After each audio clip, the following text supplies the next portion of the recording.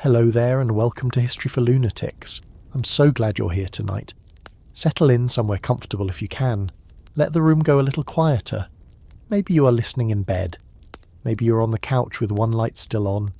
Maybe it is very late where you are, and the rest of the house has already given up on the day.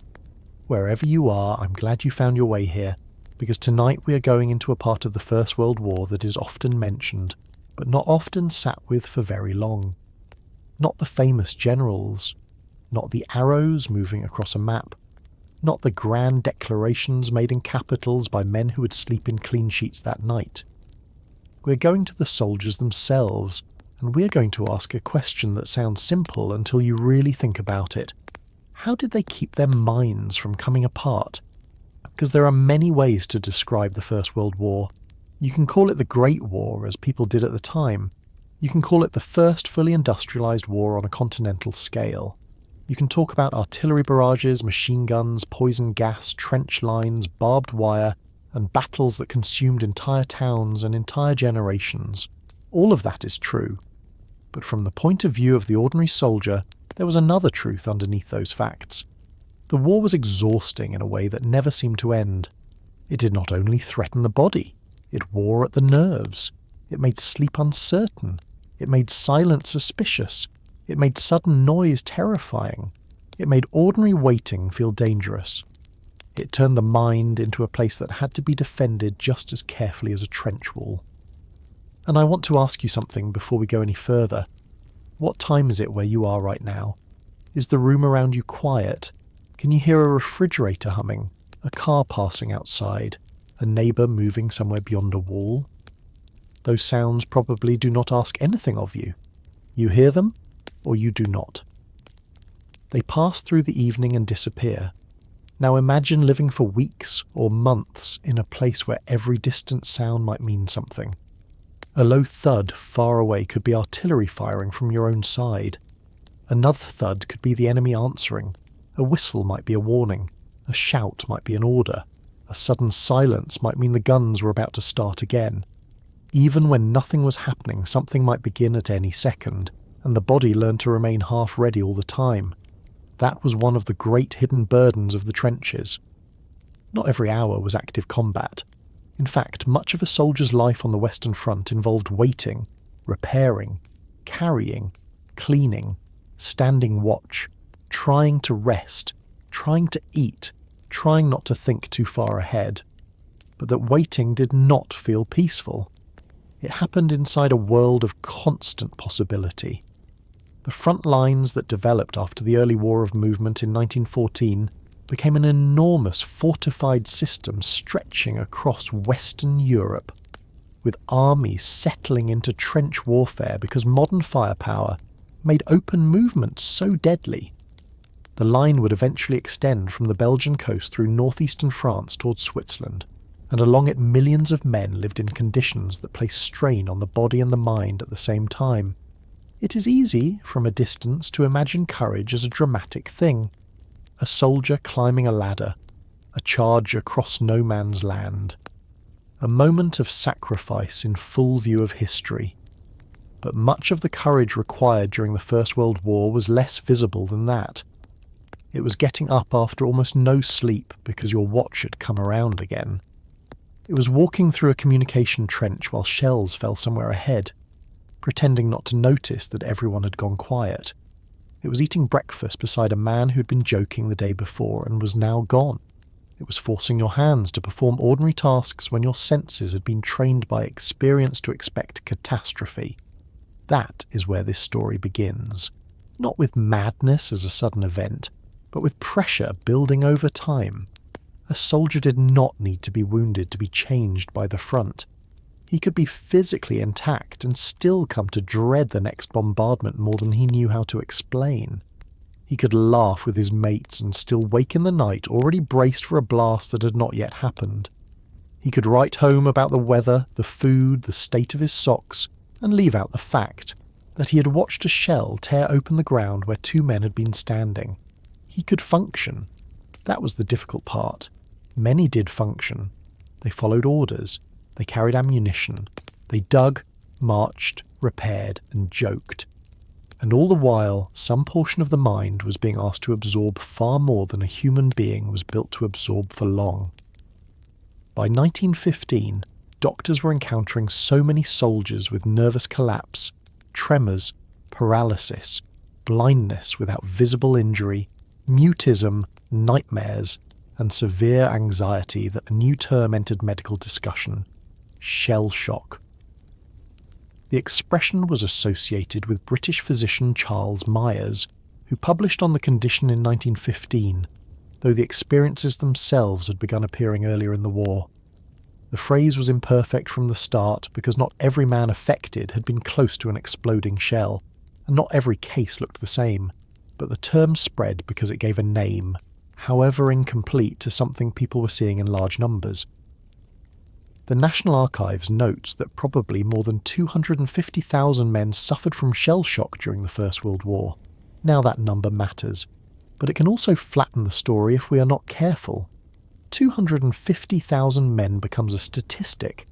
It becomes the kind of figure we read and accept without picturing even one face. So instead of beginning with the number, let us begin with a single, ordinary soldier arriving near the front for the first time. He is trained, perhaps hurriedly. He has been issued a uniform that still feels stiff in places. His boots may already be rubbing him raw. He has heard rumours from veterans, contradictory stories that are frightening in different ways. Some men say the trenches are miserable but manageable. Others say there is no point worrying because you either get hit or you do not. Someone has told him never to stand too high on the firing step. Someone else has told him the rats are worse than the Germans. A sergeant has told him to keep his head down and his rifle clean. His own thoughts are louder than any advice. He moves toward the line at night because troops often did. Daylight movement near the front could draw enemy fire, so he travels through darkness with a group of other men, along roads churned by wheels and boots, past broken trees, past ruined walls, past the smell of damp earth, horse sweat, and coal smoke from somewhere behind the lines. Then the guns become louder. At first it is distant enough to count as background, then it is not. A heavy report arrives through the chest before it becomes a sound in the ears. Another follows. Somewhere ahead there is a flash against the sky. The men keep walking. This was one of the first adjustments of trench life. The soldier had to learn that fear could not always be acted upon. In civilian life, if something explodes nearby, you run, you duck, you call for help, you do whatever seems necessary because the event is abnormal. At the front, abnormal became routine. You could not stop moving every time artillery sounded. You could not ask for reassurance each time a flare rose. You could not explain that your body had mistaken a shell for the end of the world, because everyone around you had felt the same thing and was still expected to continue. So the first mental skill of trench warfare was not calmness. It was obedience in the presence of fear. The new soldier reaches the trench system and begins to descend into it. This is not the neat trench people often imagine from diagrams, with clean edges and a pleasing zigzag on a textbook page. Depending on the sector and the weather, it may be reinforced with timber or sandbags, or it may be half collapsed and slick with mud. Water gathers at the bottom. Duckboards, when present, shift under the boots. Equipment catches against the walls. Men pass one another awkwardly in narrow spaces. Somewhere someone is coughing. Somewhere another man is cursing because a ration tin has slipped into the muck.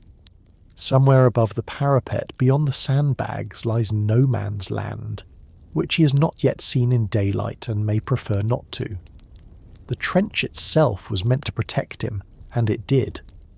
Trenches existed because rifles, machine guns, and artillery had made exposed movement ruinously dangerous. But protection brought its own mental strain. To live in a trench was to remain confined, dirty, and alert. A man might spend long periods in a space where he could not stand freely without risk, could not move quickly without bumping into others, could not sleep deeply because he might be called for sentry duty or a carrying party, and could not fully forget that shells could still reach him. Trenches reduced one kind of danger while creating another kind of life. And here is something I think we sometimes miss when we picture these men. They were not all naturally solemn. They were young, many of them. Some were teenagers. Many had never travelled far from home before joining the army. They had opinions about food, rivalries with neighbouring units, favourite songs, irritation with officers, affection for certain comrades, private jokes that made no sense to anyone outside their group. They complained, they teased, they traded small luxuries, they exaggerated stories, they tried to hold on to the ordinary human habit of making life livable wherever life placed them. This matters because when we talk about how soldiers stayed sane, we are not talking only about formal medical treatment or official morale programs. We're talking about the everyday work of remaining recognisable to oneself. One veteran whose oral history is preserved by the Imperial War Museums recalled trench life in terms that show how crowded the mind became with practical burdens.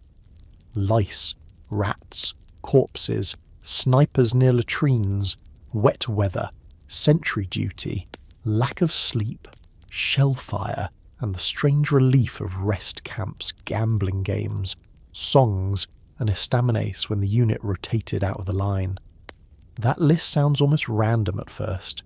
It is not random. It is the whole mental landscape of the soldier. Terror sat beside inconvenience. Filth sat beside comedy. Exhaustion sat beside ritual. The mind was forced to jump from burial parties to cigarettes, from incoming shells to a game of cards, from an officer's order to a filthy joke told at exactly the right moment.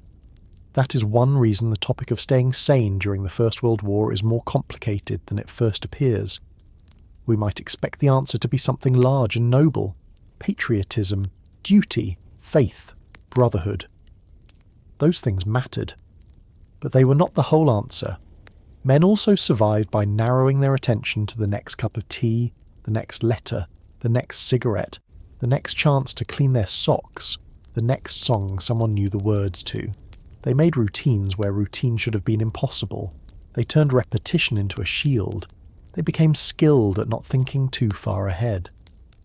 A soldier who allowed himself to imagine every possible death waiting in the next week might become useless by morning. A soldier who thought instead about breakfast, then inspection, then the next ration issue, might get through another day. This is not the same as pretending the danger was not real.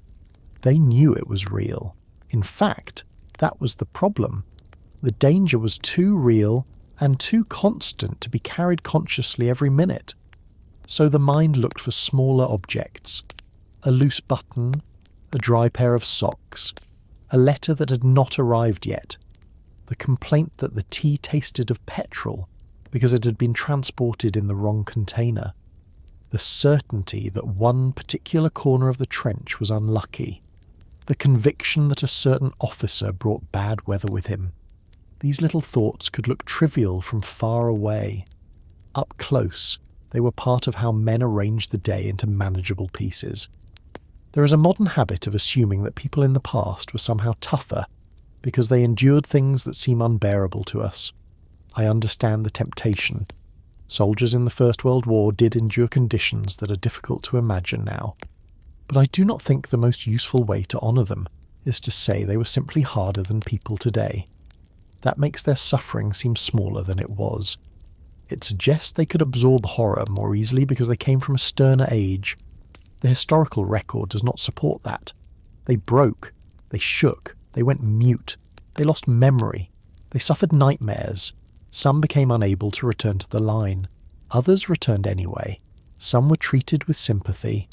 Others were misunderstood, punished, or accused of cowardice. They were human beings under extreme pressure, not iron figures from an old photograph. And still, many of them found ways to continue. That is the part we will stay close to tonight. Not because every method worked. Not because every man survived with his mind intact. Many did not. But because in the middle of one of the most psychologically punishing environments modern war had yet created, soldiers improvised a culture of mental survival. Some parts of that culture were official. Units rotated in and out of the front line when they could. Rest camps existed, chaplains visited, entertainment was organised, mail systems connected men to home. But much of it was unofficial and much more intimate.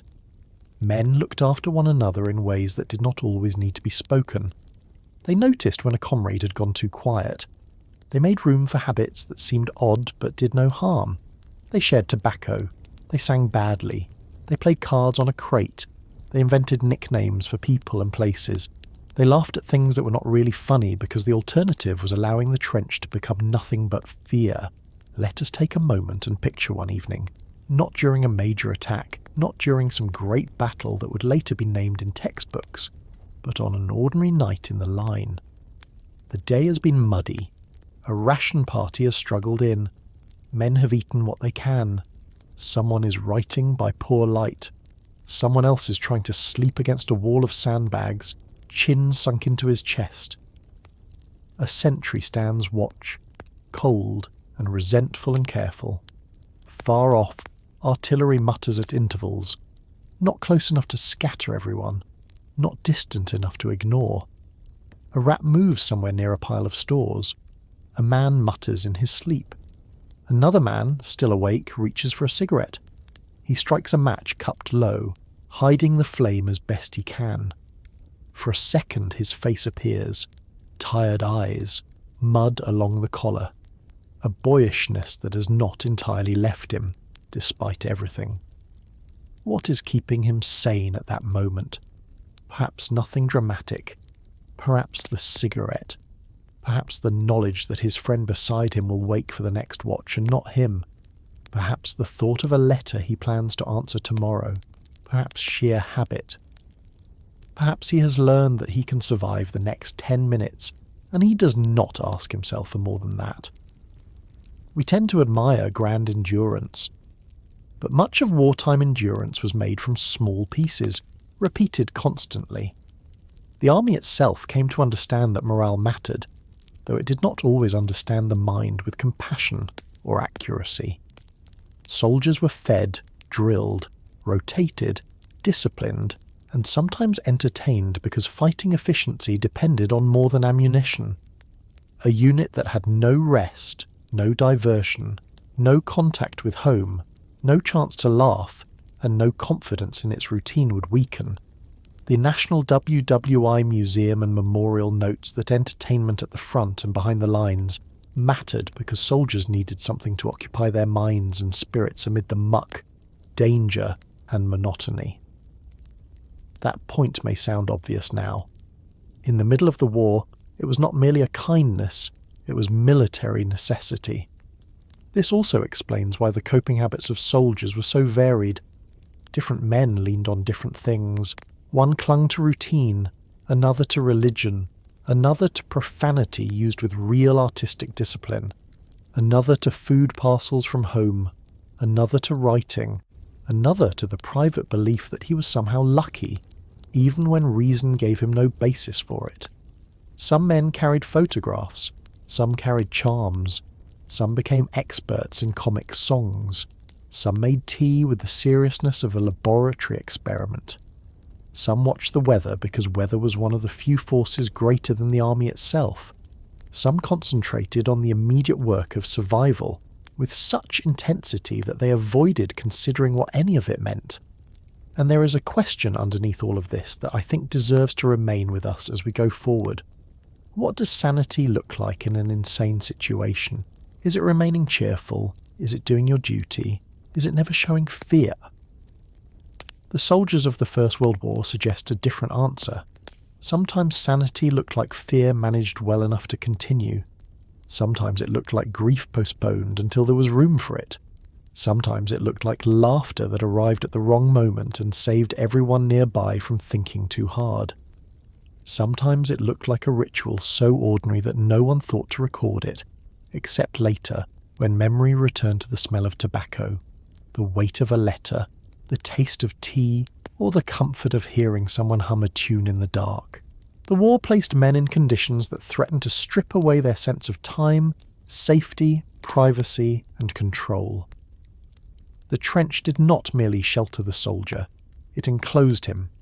The gunfire did not merely frighten him, it trained his nerves to expect interruption. The mud did not merely dirty him, it made sleep, movement and dignity harder. The deaths around him did not remain isolated events, they accumulated. And yet, inside that world, soldiers kept building small systems to remain themselves. That is what we're going to follow, not the polished mythology of stoic men silently bearing everything, but the practical, messy, often moving methods by which they tried to make unbearable days bearable.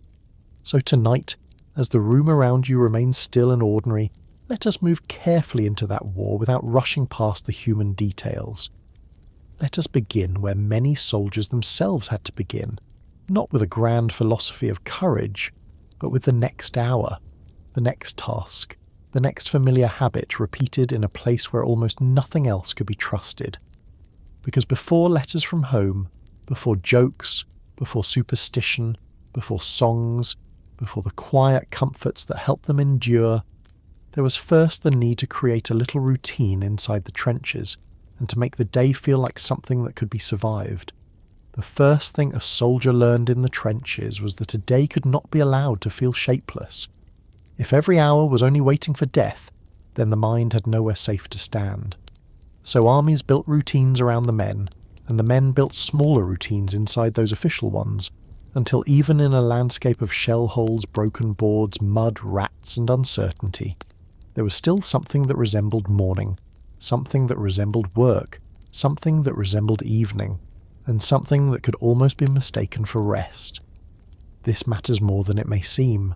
Routine is one of those ordinary things we rarely notice until it disappears.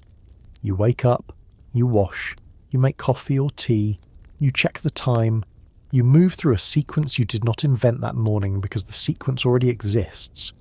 Most of us complain about routine when life feels too repetitive. For soldiers in the First World War, repetition could be a mercy. It gave the day edges. It told a man what came next. It kept him from staring too long into the fact that the next shell, the next sniper's bullet, or the next order might arrive without warning. The routine did not remove fear. It gave fear less room to spread. At the front, the day usually began before the sun was properly up. Dawn was considered one of the most dangerous times for an attack, so soldiers were ordered to stand to. They climbed into position along the fire step or manned the trench front with rifles ready, scanning the uncertain grey light beyond the parapet. Shapes were difficult to judge in that half-darkness. A tuft of grass, a shattered post, a coil of wire, or a movement in the mist could all briefly look like something else. Everyone watched. Everyone waited. The body was awake before the mind had caught up. A soldier might have been sleeping only minutes before, folded awkwardly into a dugout, curled against a wall, or sitting half upright beneath a coat. Then suddenly he was alert, weapon in hand, staring into no man's land as the day gathered itself. If no attack came, and often none did, the trench slowly relaxed. Not entirely, never entirely, but enough for men to shift their weight, lower their rifles, speak again, and return to the ordinary work of survival. Inspections followed. Breakfast followed if conditions allowed. In British and Canadian units, the daily rum ration might appear in this early part of the day, a small issue of alcohol that became deeply associated with trench life, especially in cold weather and after the tension of stand to.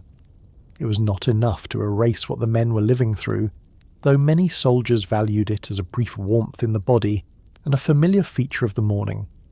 The important point is that after the strain of dawn came a sequence that everyone understood. Stand to, stand down, inspection, breakfast, tasks. The day had begun. Picture one trench section after the danger of dawn has passed. A corporal is moving along the line, looking at rifles, checking whether men are present, making sure equipment has not been ruined by wet or mud. One soldier is wiping down his weapon. Another is shaking dampness from a blanket that never had a fair chance to dry. Someone is trying to scrape mud from his boots with the edge of a mess tin. A tin mug is passed from hand to hand, or a little tea is poured out, weak and smoky, but hot. The air smells of wet earth, tobacco, stale clothes, and cooking that has come from somewhere further back. Nobody in that trench would call the morning comfortable, but it is recognisable, and recognition itself has value. One reason rifles were cleaned so often was obvious enough. A weapon fouled by mud or neglect could fail when a man needed it. But weapon cleaning also gave the hand something controlled to do. There is a difference between waiting with nothing in front of you and waiting while carrying out a precise task. A bolt can be wiped, a barrel can be cleared, a sling can be checked, a piece of kit can be folded and refolded. None of this made the artillery stop. None of it changed the fact that men had died in the same trenches the week before, but it shifted the mind from helpless anticipation to small competence. That shift mattered. Oral histories and surviving accounts repeatedly mention rifle cleaning, sentry duties, inspections, and ordinary fatigue work as the texture of trench life, not as background details, but as the structure around which much of the day turned. After breakfast, work began in earnest. Trenches did not maintain themselves. They collapsed under shell fire. They sagged in rain.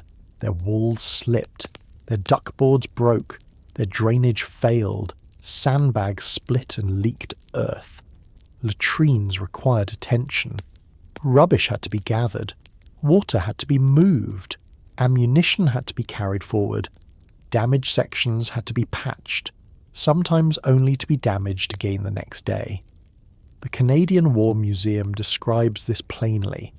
After morning stand-to, inspection and breakfast, soldiers might clean latrines, fill sandbags, or repair duckboards. During daylight, much of that work had to be done below the trench line and out of sight because snipers were always watching for careless movement. This kind of labour could be dull. It was also physically miserable. Imagine trying to repair a walkway while your boots sink into muck. Imagine hauling sandbags that seem to grow heavier because the mud has seeped into them. Imagine being told to improve a trench that rain and shelling have already ruined twice that month. The soldiers complained, as anyone would. They made jokes about endless digging because digging really did seem endless. But the labour also kept the trench habitable and gave the day a forward motion. A man might hate filling sandbags, yet filling sandbags was easier to understand than sitting idle with the mind wandering toward tomorrow's danger. There is a strange contradiction here. The trenches were cramped, filthy, and dangerous, but they also required housekeeping. A soldier who might be ordered into an attack by nightfall could spend the morning bailing out water, strengthening a parapet, or dealing with refuse. That practical work tied him to life. The trench had to be made usable because men were going to keep living in it. The very act of maintaining the place assumed continuation. In a war where the future could shrink down to the next few minutes, routine tasks quietly insisted that there would be an afternoon, a dusk, perhaps even a tomorrow. And yet this was not peace disguised as work. It was work performed under threat. Even in periods between major attacks, men were still killed by shells, snipers, trench mortars, and random fragments. The Canadian War Museum notes that this steady toll outside formal battles was called wastage, and in infantry units of roughly 800 men, monthly wastage could reach around 10%. That number is grim precisely because it applies to what might otherwise be called ordinary days. No grand offensive, no famous battle name, just the ongoing cost of being present in the line. So when we say routine helped soldiers stay sane, we should be careful not to make it sound gentle. Routine existed alongside a regular drip of death. A man could finish cleaning his rifle in the morning and lose the soldier next to him to a sniper before noon. He could spend an hour repairing duckboards and then hear that the ration party coming up later had taken casualties. The routines did not prove that life was normal. They were a way of operating inside abnormality, without having to renegotiate reality every minute. There were also small intervals of leisure, and those intervals mattered more than their modest appearance suggests. Between fatigues and duties, soldiers read, kept journals, wrote letters, or gambled. These were not trivial time fillers. They restored a sense of self that the trench constantly threatened to reduce. A man reading a newspaper clipping from home was not only a soldier, he was once again a son, a husband, a brother, a clerk, a miner, a farm boy, a student, a person with opinions about things other than artillery calibers. A man writing in a notebook was arranging his own experience into sentences, which meant the experience had not completely swallowed him. A card game over a crate could transform a filthy corner of a trench into something almost social. I want you to think about that for a second. When your own day becomes difficult, what ordinary sequence steadies you? Is it making a cup of something hot, folding laundry, walking the same route, checking the same message thread, watching the same familiar show before bed? We do these things partly because they are useful, but partly because they reassure us that the world has not become entirely unpredictable. Soldiers in the trenches did not have the luxury of true predictability, but they still searched for rhythm wherever they could find it. Even meals became part of that rhythm. Food at the front was not always hot, and it was rarely memorable in the pleasant sense. It might arrive late. It might be carried forward in containers that altered the taste. Bread, tea, stew, biscuit, jam, and bully beef appear again and again in soldiers' descriptions of trench fare, with opinions ranging from gratitude to open disgust depending on the quality and the circumstances. But a meal meant a pause. It meant gathering around something shared. It meant a moment when men asked whether there was more tea, complained about a ration, or traded part of one parcel for something else. The value was not only in calories, it was in repetition. Food marked time. The trench day bent around light. Dawn mattered because attacks might come. Daylight mattered because visible movement could attract fire. Dusk mattered because another stand-to usually followed as darkness gathered. Once again, men took their positions, watching for attack in the uncertain fading light. The day was closing, but the danger was not. In some ways, the most active part of trench life was just beginning. Night offered concealment, and concealment made certain tasks possible. Wiring parties went out to repair or extend barbed wire. Work parties dug or improved positions. Patrols moved into no man's land to listen, observe, or identify enemy activity. Raids might be launched. Ration carriers came forward under cover of darkness. Men who had spent the day trying not to expose themselves now climbed out of the trench because the night required it. This reversed the instinct of ordinary life. For most people, darkness means less activity, more closure, a movement toward bed. At the front, darkness often meant the opposite. It was when the trench woke into its most dangerous labour. Men climbed ladders, crouched low, moved carefully between shell holes, and tried to make out forms in the blackness. They carried tools that could clink if mishandled. They tried not to snag equipment on wire. They feared flares, because a sudden burst of light could expose everything. A man who hated the boredom of daylight might fear the demands of night even more. Routine did not always mean comfort. Sometimes it meant knowing exactly when the worst work of the day was likely to arrive. Sentry duty wove through all of it. Someone always had to watch. The length and frequency of watches varied, but the principle was constant. While others tried to sleep, somebody stood listening, peering forward and trying to interpret the dark. This is a difficult kind of mental labour. The sentry cannot relax because his purpose is vigilance, but he also cannot spend every second in panic, or he will exhaust himself in minutes.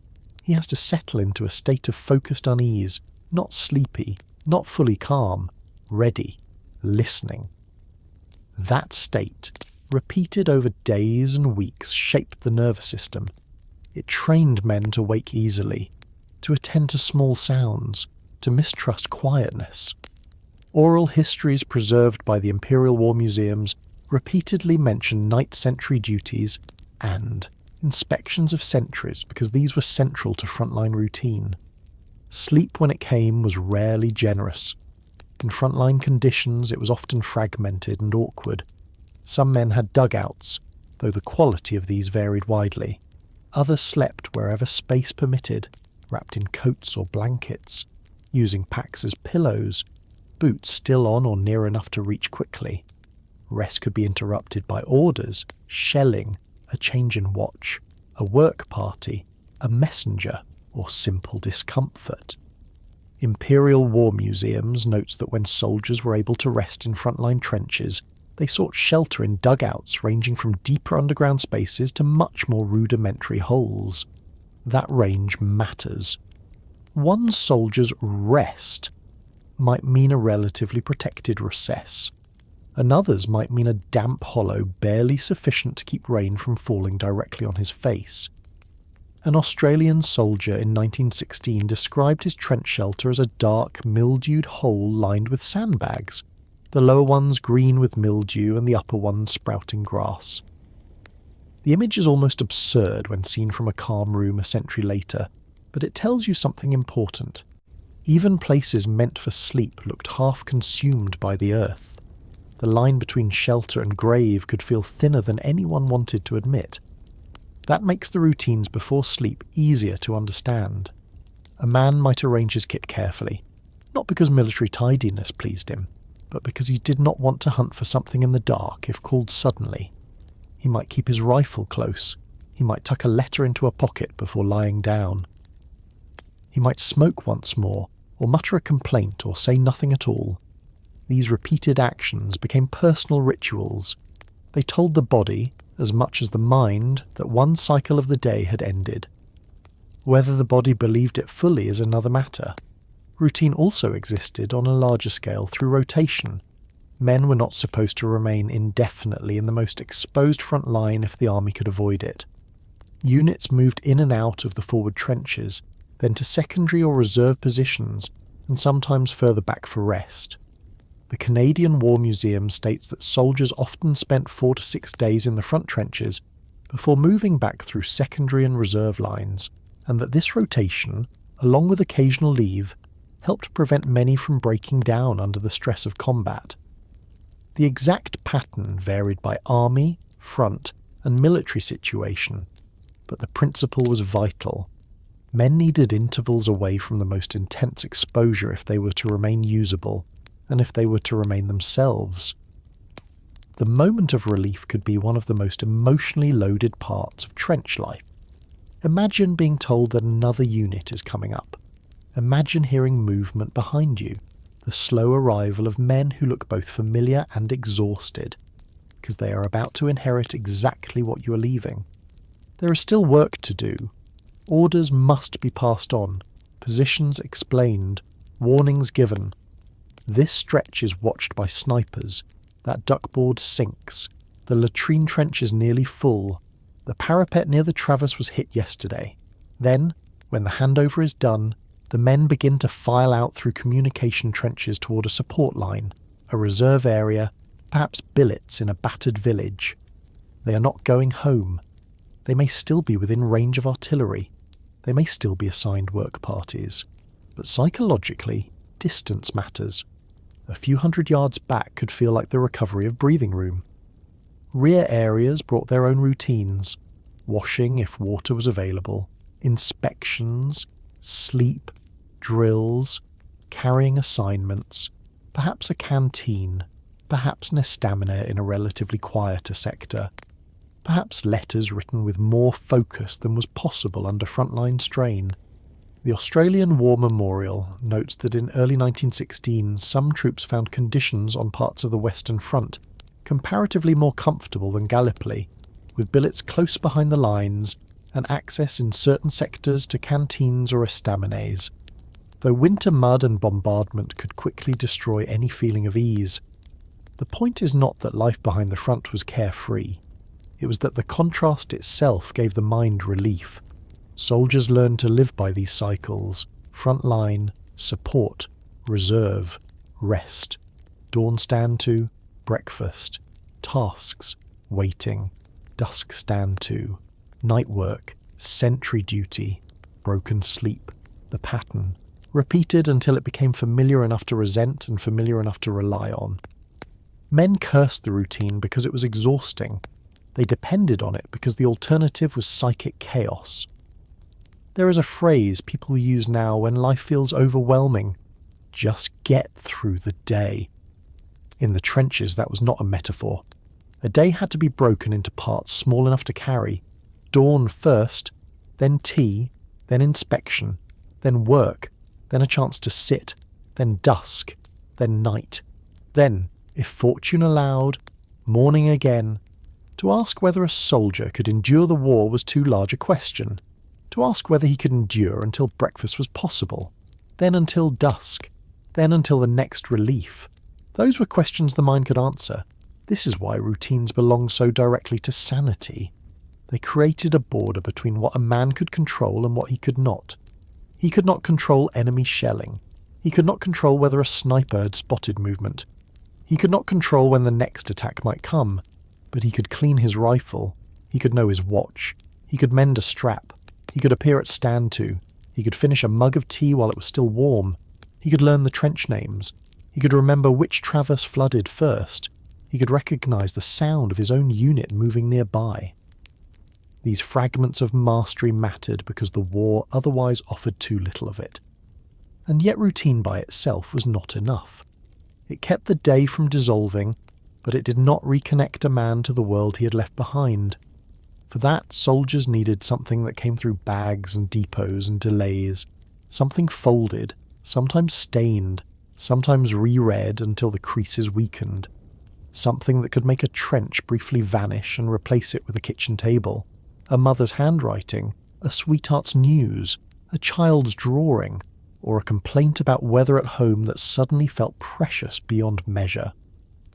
The next thing many soldiers reached for, after routine had carried them through another stretch of duty, was a letter.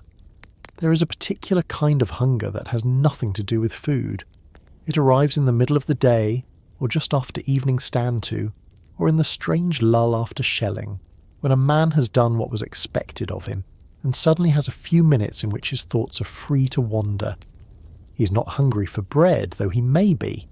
He's not thirsty for tea, though that would help. He's waiting for a name to be called, his own name.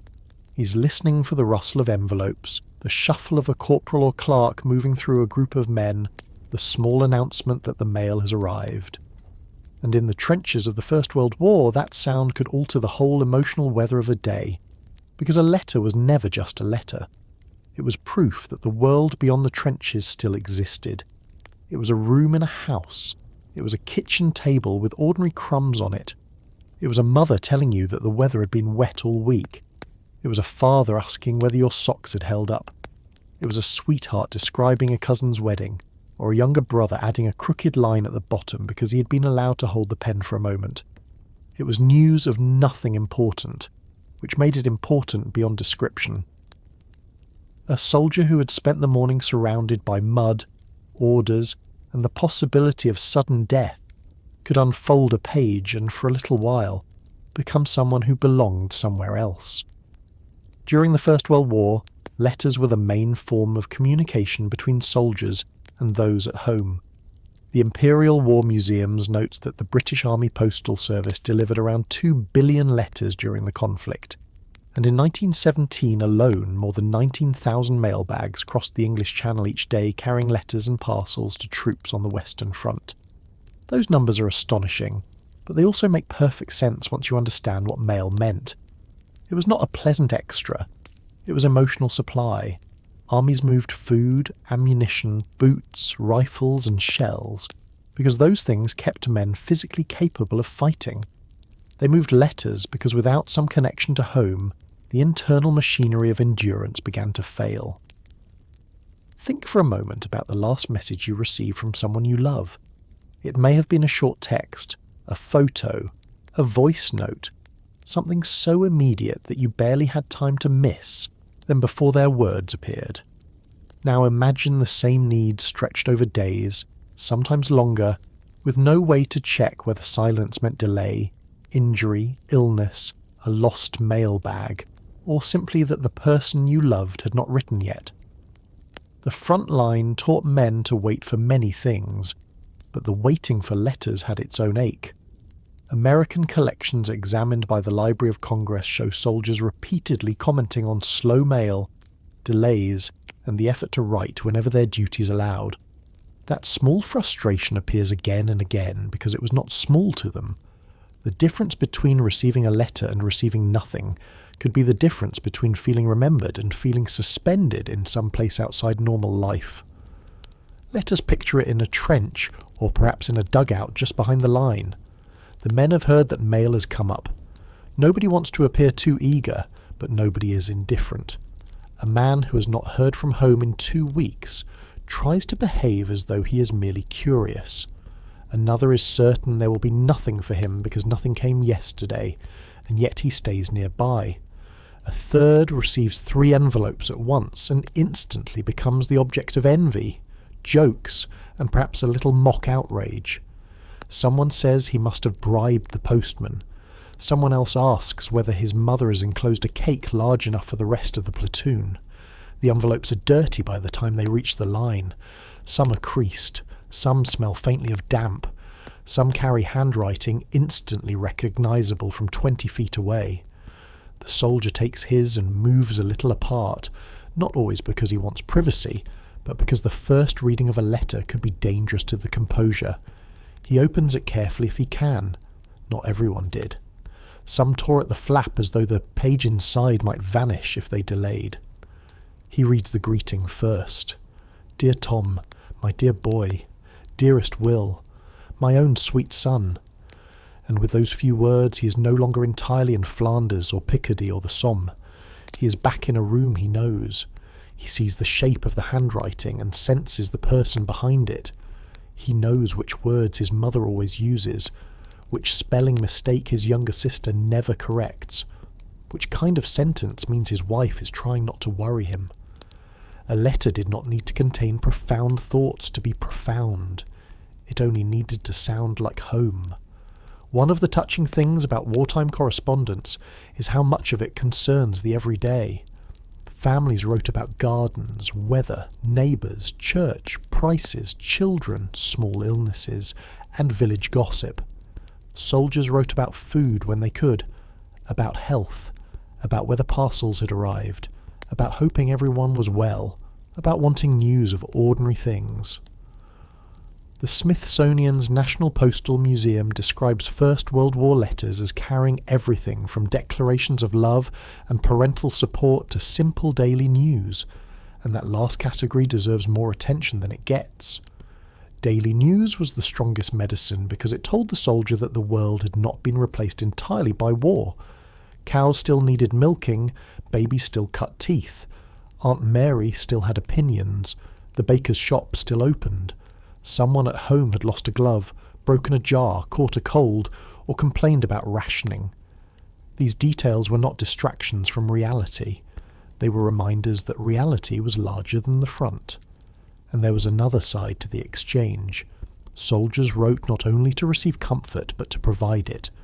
A man at the front understood that silence frightened those at home. Families were reading casualty lists, hearing rumours, watching for telegrams, and trying to interpret every delay. So soldiers wrote to say they were alive. Often that was the main message, however gently it was dressed. I am well. Do not worry. I received your parcel. I hope this reaches you soon.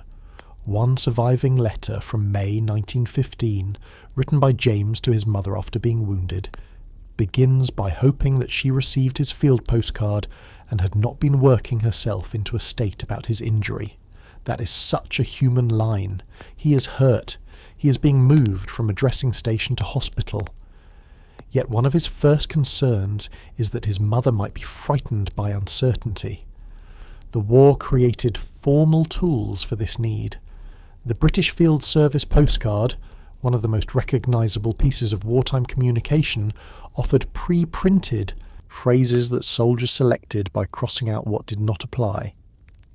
A man could quickly tell his family that he was quite well, that he had been admitted to hospital, that he had received their letter, or that he would write again when possible. The Imperial War Museums preserves examples showing these fixed statements on the back of the card.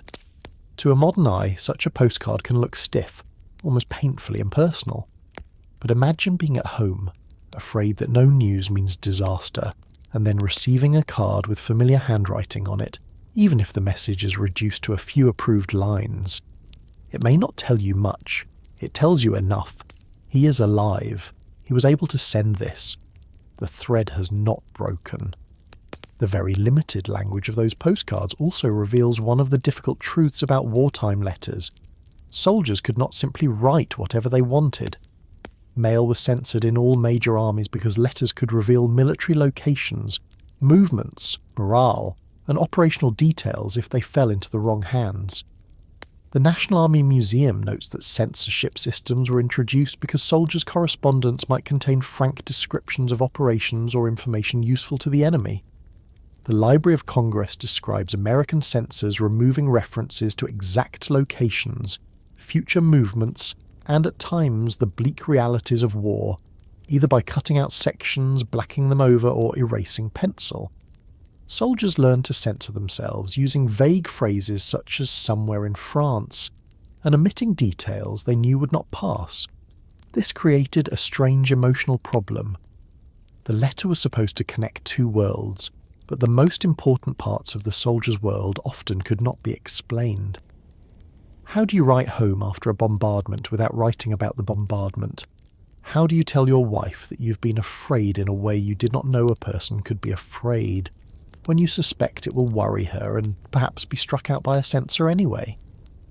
How do you reassure your mother without lying exactly, but also without telling her what the trench really smelled like that morning? Many letters became exercises in careful omission. They conveyed affection, need, and endurance, while stepping around the central fact that the soldier's daily life might be almost impossible to translate into domestic language. That does not mean soldiers always obeyed the spirit of censorship. The Imperial War Museums observes that men often found ways to impart information despite official restrictions. Some used hints. Some relied on references their families would understand. Some simply wrote more frankly than they should have, and hoped the censor was tired. The surviving record is full of letters that seem to lean against the wall of what was permissible, trying to let a little truth through without opening the whole door. One famous and deeply affecting example comes from Wilfred Owen, writing to his mother in January 1917. He apologised that she'd gone about 5 days without a letter, and then admitted, in a sentence that still lands with great force, that he had suffered seventh hell. He had been holding an advance post in no man's land, outside the ordinary line of the trenches, and his letter carries the strain of wanting his mother to understand while knowing that no description could fully do the work. Even in that moment, the letter begins with concern that she had been left letterless. That was the order of emotional priorities in many families during the war. Before explanation came reassurance. Before a soldier described danger, he acknowledged the fear that silence had created at home. And yet the letters were not only about comforting others, they comforted the writer too. To write a letter is to organise the self. You decide what happened, what matters, what can be told, what should be spared, what can be made funny, what must be left out. A man who had spent a day obeying orders and reacting to events beyond his control could sit with paper on his knee and choose his own sentences. He could begin where he liked. He could ask about home. He could say that he missed the dog. He could remind his sister that she still owed him a proper reply. He could complain that he had written 3 times and received only 1 letter in return, which was a grievance soldiers voiced with some regularity, and usually with a mixture of genuine impatience and affectionate theatrics. The act of writing restored a little authorship to a life dominated by command. There was also dignity in writing. The trench reduced men in many ways. They were dirty, numbered, ordered, inspected, marched, shuffled, and exposed. A letter allowed a soldier to present himself as he wished to be known. He might downplay hardship so his family would not worry. He might exaggerate cheerfulness because he wanted them to picture him coping well. He might polish his sentences more than usual because he knew a sweetheart would read them many times. Some correspondence is blunt and hurried. Some is surprisingly formal. Some men who had never considered themselves writers became steady letter writers because war gave them no other reliable path back to the people they loved. The Imperial War Museums now hold thousands of collections of First World War personal letters, which tells us how common and important the practice became. Mail also carried material comfort. Parcels from home became events in themselves. A package might contain socks, cigarettes, chocolate, cake, shaving supplies, magazines, a scarf, or small practical items difficult to obtain at the front. The package mattered, but so did the implication behind it. Someone had thought about what you might need. Someone had wrapped it. Someone had stood in a queue, or saved a little money, or made something with their hands. In a place where soldiers often felt processed by a vast military machine, a parcel said you remain particular. You are not merely Private so-and-so in Company B. You are the son who prefers this tobacco. You are the husband who always loses gloves. You are the brother who asked for socks and will be mocked if you complain about them again. The emotional force of such things is difficult to overstate. Of course, parcels could cause comic disappointment too, and that comedy was part of their charm. A cake might arrive crushed beyond recognition. Fruit might spoil. A tin might leak. A well-meant item could be useless by the time it reached the line. But even a ruined parcel had the potential to make men gather round and joke, especially if there was still something edible in it. Mail was personal, but in trenches little remained entirely private. A man reading a letter might be left alone, but a man receiving food from home often found that friendship increased around him immediately. There were soldiers who wrote daily when possible, others less often, others in bursts after long silences. The pressure to maintain correspondence could become heavy. If a man received many letters, he was expected to answer them. If he did not write, someone worried. If he wrote too little, someone might complain. That domestic pressure could be mildly irritating, but it was also proof of attachment. People expected his words because his life mattered to them. A man could grumble about having 6 letters to answer and still sit down to answer them, because those letters tied him to a future in which he might return and be held accountable for neglecting Aunt Clara's question about his cold. There were painful letters too. News from home did not always soothe. A soldier might learn of illness, money trouble, a death in the family, or anxiety his loved ones could not quite conceal.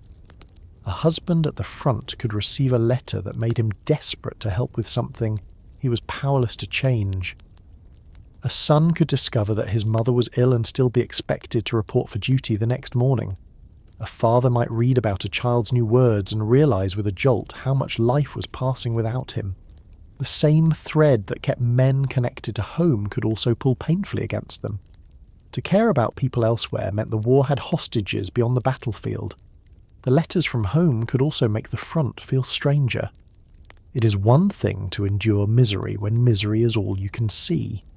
It is another to read about Sunday dinner, a dance, a familiar street, or a new shop opening, and then look up to find yourself in a trench where rain drips through rotten boards and a sniper may be watching the parapet.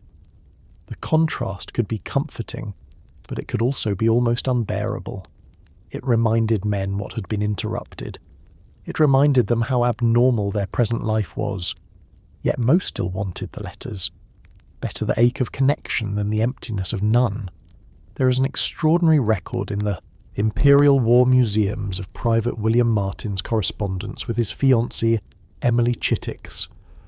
The archive contains his letters from training and service in France, her replies, and letters surrounding his death in 1917.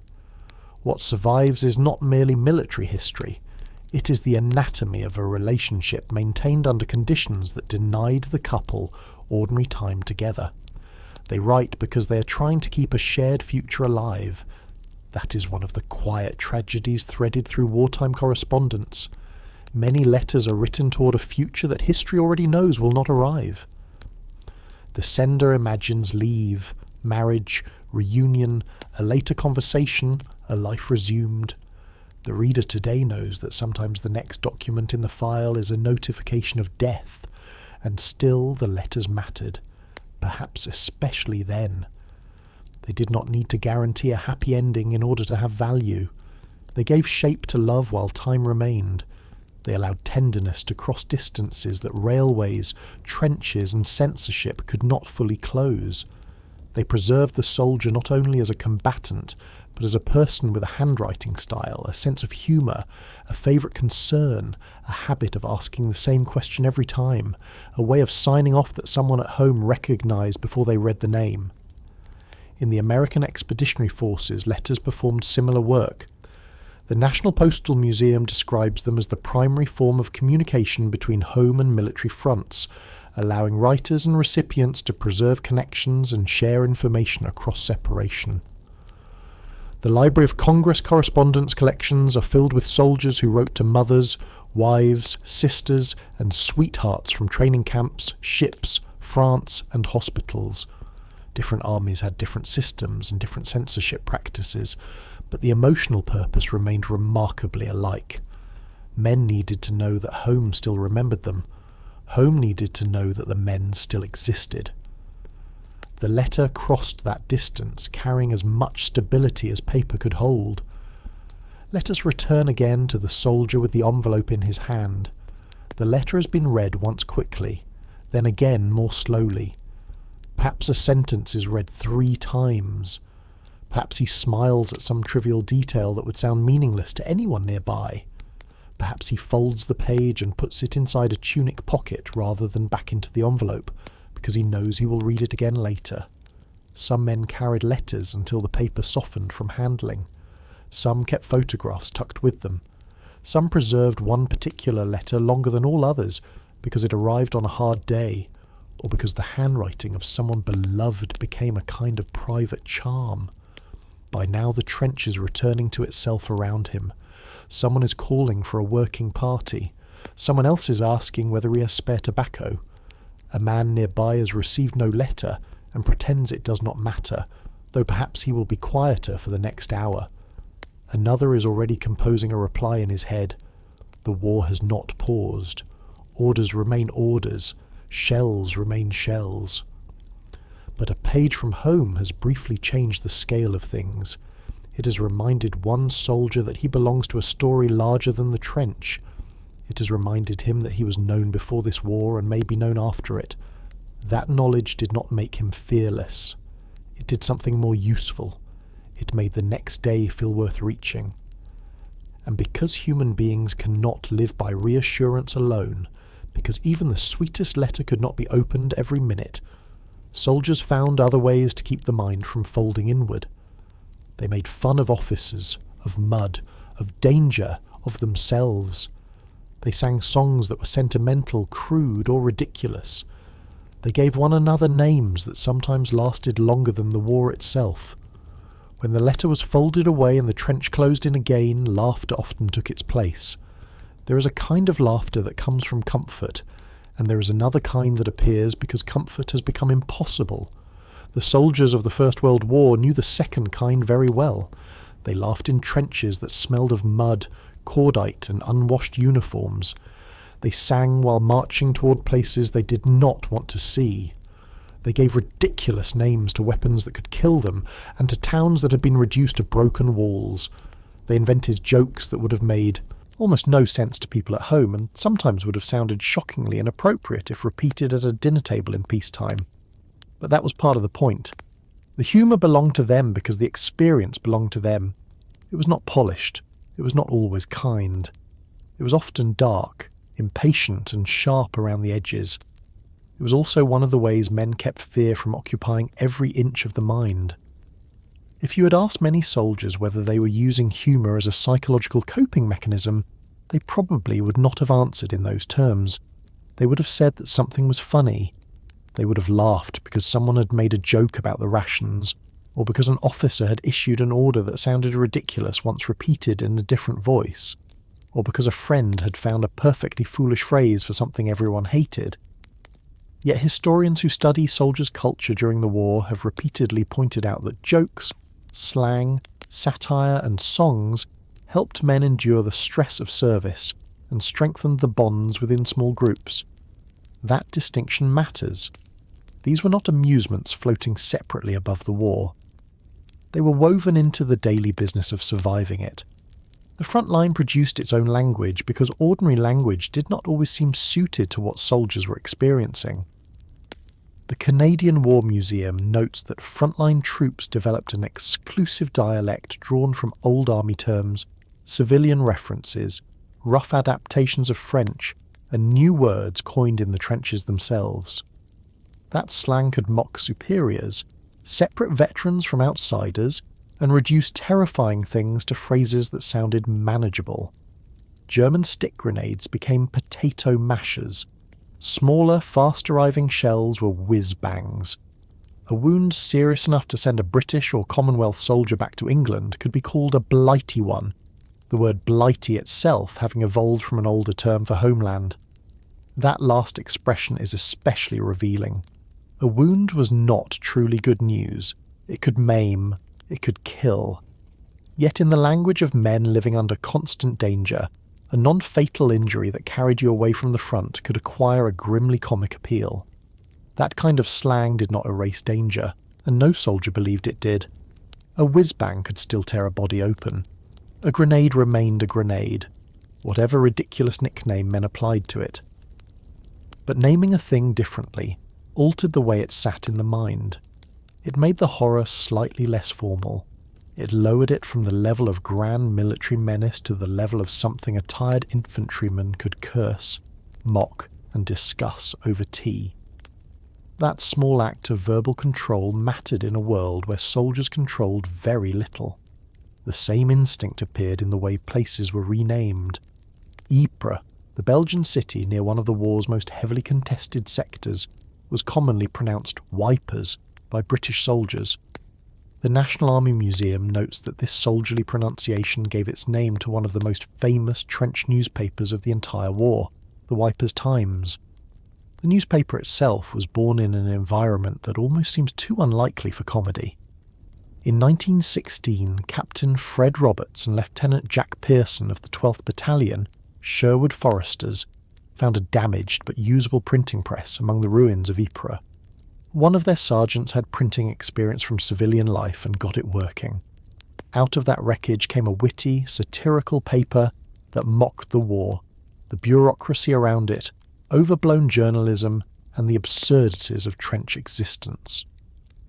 The first edition appeared on 12th of February 1916, with only about 100 copies produced, but each copy was passed from hand to hand and often read aloud in dugouts and trenches. Its circulation on paper was small. Its actual audience was much larger. As the battalion moved, the title changed with it, becoming the New Church Times, the Kemmel Times, the Somme Times, the BEF Times, and eventually the Better Times near the war's end. The changing titles themselves tell you something about its character. The paper did not pretend to stand outside the war and comment from a safe distance. It travelled with the men through the same ruined geography, adjusting its joke to the next battered location. What made the Wipers Times important was not simply that it was funny, though it often was. It gave soldiers a place where the official language of the war could be turned inside out. Orders, communiques, patriotic clichés, solemn military phrases and newspaper exaggerations were all vulnerable to parody. In its first editorial, the paper joked that it would refer to the war cautiously because the shadow of censorship hung over it. That single line carried a great deal. The men knew censorship was real. They also knew that humour offered a way to say something without saying it directly. Satire could slip between obedience and criticism, between discipline and honesty. The paper also lampooned writers who romanticised the front from a distance. The National Army Museum notes that William Beach Thomas of the Daily Mail became a particular target. That is not a minor detail. Soldiers resented language that made battle sound noble and decorative when they knew it as mud, fear, noise, and bodies. Comedy became a tool for defending experience against those who, in their view, made it falsely grand. A joke could be a protest. A parody could restore reality more accurately than a solemn speech. Humour did not always need a printing press. Much of it lived and disappeared in the air. Jokes spread by repetition, altered slightly as they moved from unit to unit. Puns emerged from trench slang. Officers were imitated. Rations were insulted with elaborate creativity. The weather was cursed as though it were a personal enemy. Lice, rats, latrines, inspections, collapsing trenches and endless fatigue duties became material because soldiers encountered them every day. The Canadian War Museum notes that trench humour often made fun of officers, the army, and the war itself, and that much of it would have been lost on people outside the soldiers' group. That separation was part of its usefulness. A joke that civilians did not understand could make soldiers feel that at least one corner of their experience still belonged entirely to them. There is something worth pausing over here. We often think of morale as something handed down from above, a speech, a medal, a band playing at the station. But frontline morale was also maintained sideways, one man to another. A soldier who could make his section laugh had value beyond entertainment. He could change the feeling in a trench for a few minutes. He could interrupt the slow spread of dread before a working party. He could make men complain together instead of retreating separately into silence. The joke might not be remembered later. The shift it created could be. Songs did similar work, and the First World War was full of them. The Canadian War Museum describes it as a singing war, with soldiers sharing songs at base camps while marching, and even in the front lines. Some songs had come from the civilian world and became strongly associated with wartime longing, including It's a Long, Long Way to Tipperary and Keep the Home Fires Burning. Others came from music halls, where comic tunes and sentimental choruses were already familiar to large audiences. Soldiers brought those melodies with them because they were easy to remember, easy to join, and already tied to home. It's a Long, Long Way to Tipperary is a good example of how a pre-war song could be absorbed into soldiers' emotional life. Imperial War Museums notes that the song, originally a music hall piece, became one of the best-known songs of the conflict and expressed the longing for home felt by men serving overseas. That matters because not every trench song was cynical. Some were direct in their sentiment. They spoke of distance, sweethearts, streets remembered from before the war, and the hope of return. Soldiers did not only need jokes that mocked their conditions, they also needed melodies that allowed homesickness to surface without a man having to explain himself. Singing together made that possible, but soldiers also altered songs, giving familiar tunes new words that reflected trench reality more honestly than official patriotic music did.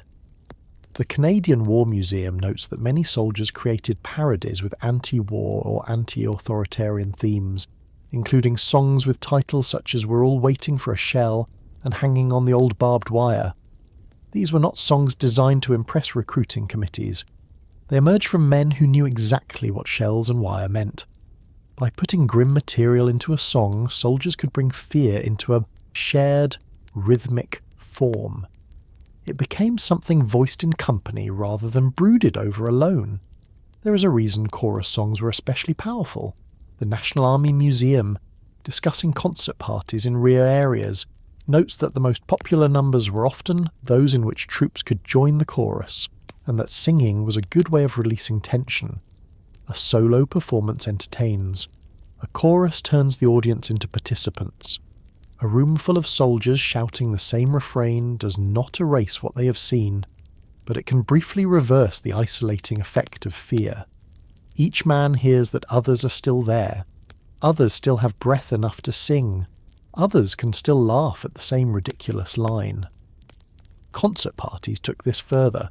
These performances were especially common away from the front line, in support areas and rear zones where soldiers had at least some temporary relief from direct exposure. The National Army Museum records that libraries, canteens, churches, clubs, baths and concerts were established in rear areas to help soldiers relax, and that units also organised their own entertainments. Concert parties might include singers, actors, comedians, and female impersonators.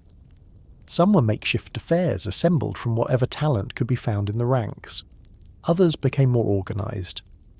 By 1917, according to the same museum account, each division had at least one military theatre company. This tells us something important. Military authorities did not regard laughter as useless. They saw entertainment as a way to break monotony, distract from the horrors of war, reinforce group identity, and keep soldiers occupied when not on duty. The shows also offered a safe outlet for frustration, allowing performers to joke about food, conditions, and senior officers in a way that might have been much harder in ordinary conversation. One could complain through a comic sketch more freely than in a formal report. Men in the audience understood every reference. They knew when a joke about boots was really about supply failures. They knew when a song about officers meant more than the words technically said. The humour in these performances could be broad, and it could be surprisingly elaborate. Costumes and props were often made from discarded materials. Roles changed as units moved or cast members were wounded or killed. That grim instability sat beside the absurdity of amateur theatre, and the contrast is one of the most striking things about wartime culture. A man who had recently carried ammunition under shell fire might appear on a stage in a comic costume the next week. Another who had lost a friend might spend an evening roaring at a sketch he would have found foolish in peacetime. That does not mean he had forgotten. It means the mind sometimes demands another register in order to continue. Songs moved between the front and rear, between official entertainments and casual moments in camp. Imperial War Museum's collections preserve recordings and compilations of popular First World War songs, including Pack Up Your Troubles, Mademoiselle from Armentières, Take Me Back to Dear Old Blighty, and When This Lousy War Is Over. That range says a great deal.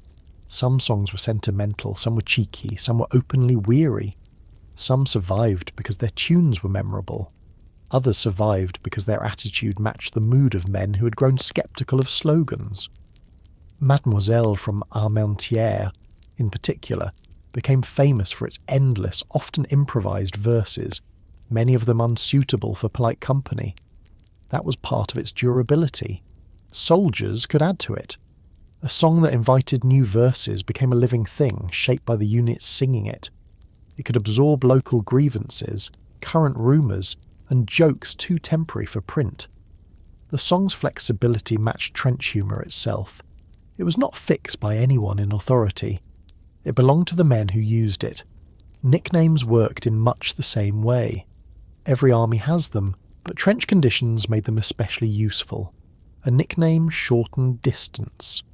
It could mark affection, irritation, or both at once. A sergeant known for booming orders might acquire a name that nobody would dare use in front of him. A man who complained about food too much might be branded with a title he never escaped. A soldier from a particular town, a man with an odd laugh, a recruit who fell into a shell hole on his first week, all could be renamed by the group.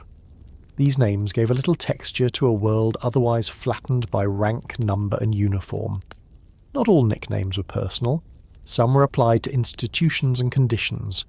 The renaming of Ypres as wipers is only one famous example of how soldiers softened or mocked foreign names through familiar speech. The broader slang culture described by the Canadian War Museum shows how war language became one of the ways soldiers indicated membership in a particular group. To know the words was to belong. To misuse them was to reveal yourself as new, distant from the line, or still uninitiated. Belonging mattered because trench warfare could make men feel replaceable. A battalion moved in. A battalion moved out. Casualties were counted. Reinforcements arrived. Official documents recorded strength, losses, ammunition, and objectives. Nicknames pushed back against that impersonality. Within a small group, a man was not only Private William Carter or Rifleman Joseph Evans, he was the one who sang off key, the one who always had tobacco, the one who slept through anything, the one whose mother sent the best cake. the one who could imitate the company commander so accurately that the whole dugout shook, trying not to laugh. These identities did not appear in battle reports, but they mattered intensely to the men who lived beside them. There is also a reason much frontline humour looked disrespectful from the outside. War demanded solemnity from civilians. Newspapers printed noble speeches. Posters urged duty. Families sacrificed and prayed. But soldiers had to live inside the daily mechanics of war, and solemnity became unbearable if it never stopped. A man who had spent the morning sheltering from shells might not want a speech about glory in the evening. He might prefer a filthy song about bad food or an absurd cartoon showing some officer issuing impossible instructions while the trench collapses around him. The humour did not always reject patriotism. Many men remained committed to their units and to the cause as they understood it. But it rejected pretense. It insisted that the ridiculousness of military life deserved recognition alongside its tragedy. Cartoons made that ridicule visible. The Canadian War Museum points to cartoons published in trench newspapers that could be satirical, silly or subversive, often mocking officers, the army or the war itself. One example cited there is Bruce Bairnsfather's trench cartoon, in which one soldier gives another a haircut while a shell passes overhead, telling the anxious man to hold still, or he might cut his ear. The joke works because the threat hierarchy is reversed. A shell is flying nearby, but the barber insists the true danger is a poor haircut. Soldiers recognise that logic. When danger became constant, it could be made comic by being treated as routine. That same reversal appears in much trench humour. The men did not deny danger. They made jokes in which danger became background, almost an inconvenience. A shell interrupted tea. A bomb ruined sleep. Rain flooded the trench at the worst possible moment. The everyday invaded the catastrophic, and the catastrophic invaded the everyday. Humour lived in that collision.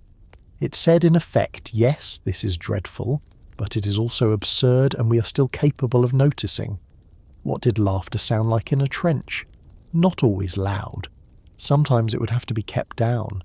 Sometimes it came in sudden bursts after a remark too sharp to resist. Sometimes it spread gradually as one man repeated a line to another. Sometimes it was bitter. Sometimes it had real warmth in it. Imagine a group of soldiers in a support trench after a long day, boots off if they are lucky, one man trying to remember the next verse of a song and getting it wrong, another insisting he has ruined it, a third adding a verse far worse than either of them expected. For a few minutes, men who have spent their waking hours under military discipline become simply people enjoying a joke. That did not happen despite the war. It happened because the war made such moments necessary. The strange mercy of laughter was that it did not require conditions to improve first. Soldiers could laugh before the rain stopped. They could sing while exhausted. They could nickname an awful place before they ever left it. These acts were available even when sleep was poor, food was dull, and the future remained uncertain. A letter from home depended on the post. A parcel depended on delivery. Leave depended on permission. Humour could be made from whatever the trench provided, which was often filth, inconvenience, and fear. In that sense, it was one of the most democratic comforts of the front. There is no need to romanticize it. Jokes did not save everyone. Songs did not prevent shell shock. Nicknames did not undo grief. A man could laugh at noon and break down by nightfall. A concert party could lift morale for an evening without changing what waited the next day. But dismissing these things because they were not cures would miss their historical importance.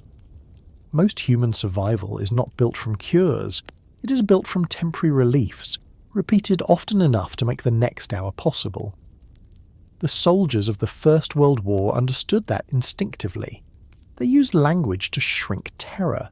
They used songs to make fear communal. They used satire to puncture false grandeur. They used nicknames to preserve individuality inside mass armies.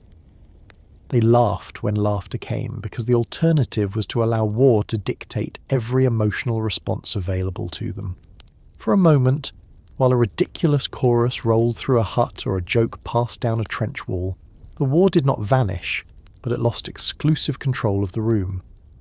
And once the laughter faded, once the song stopped, once the paper was folded away and a man returned to the ordinary business of waiting, there were other small comforts close at hand.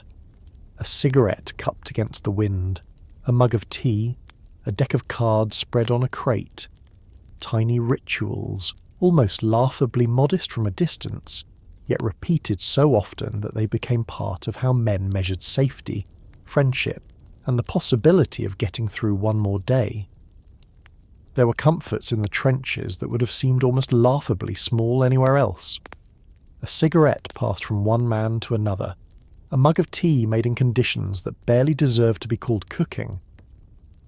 A pack of cards softened at the edges from damp fingers, and too many games played on crates, knees, duckboards, or whatever flat surface could be found. None of these things removed the war. They did not silence artillery, dry wet socks, or bring men home.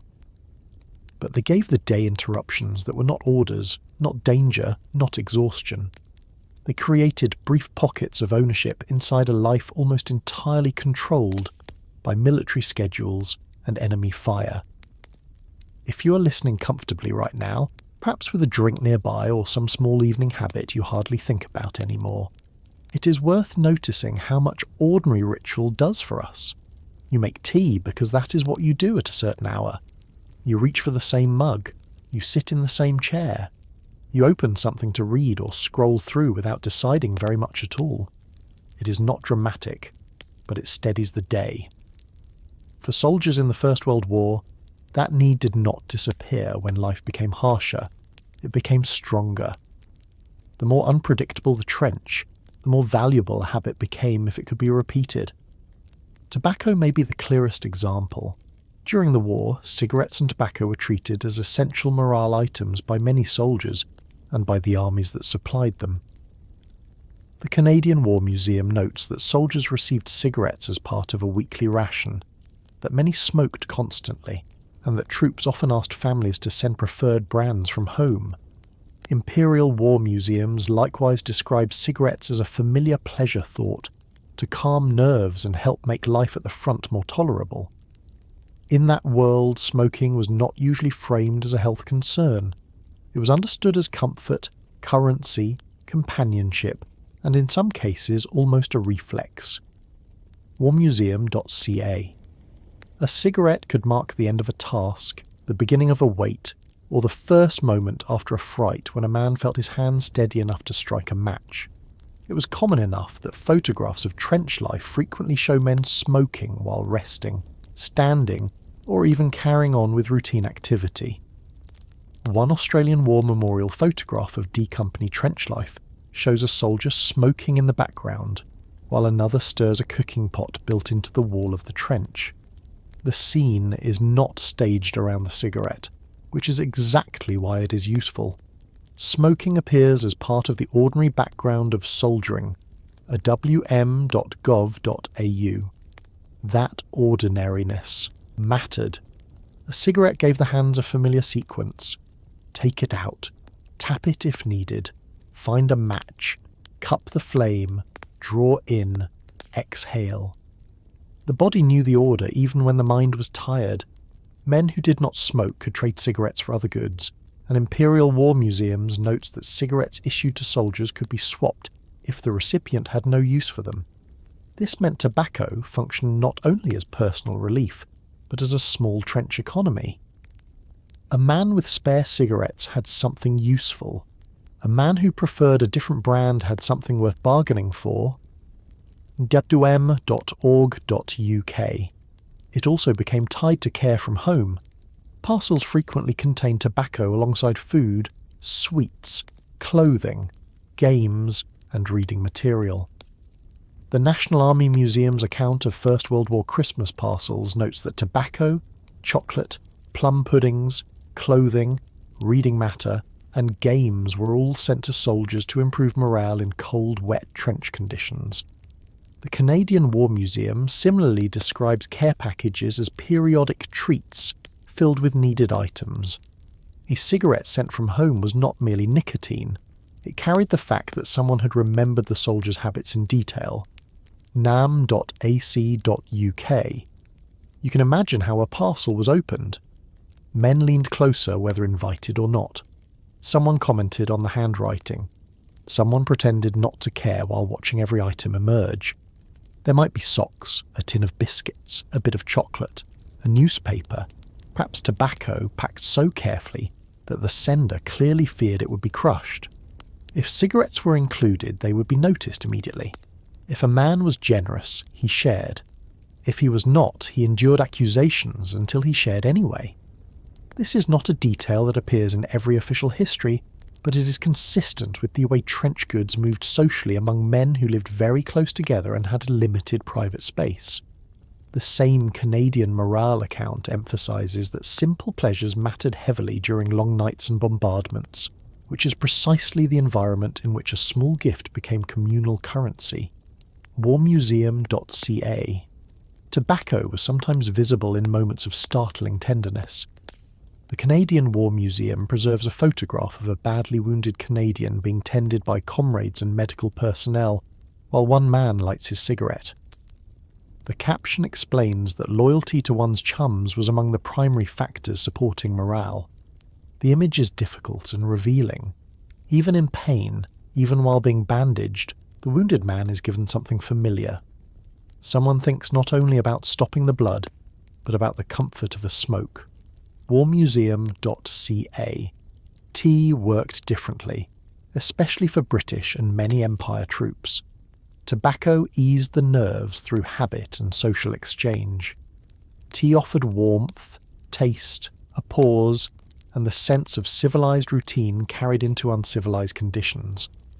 The National Army Museum notes that First World War British soldiers received diets that included bread, jam, vegetables, tinned goods, hard biscuits, and copious amounts of tea. It also explains that cooking in frontline trenches was difficult.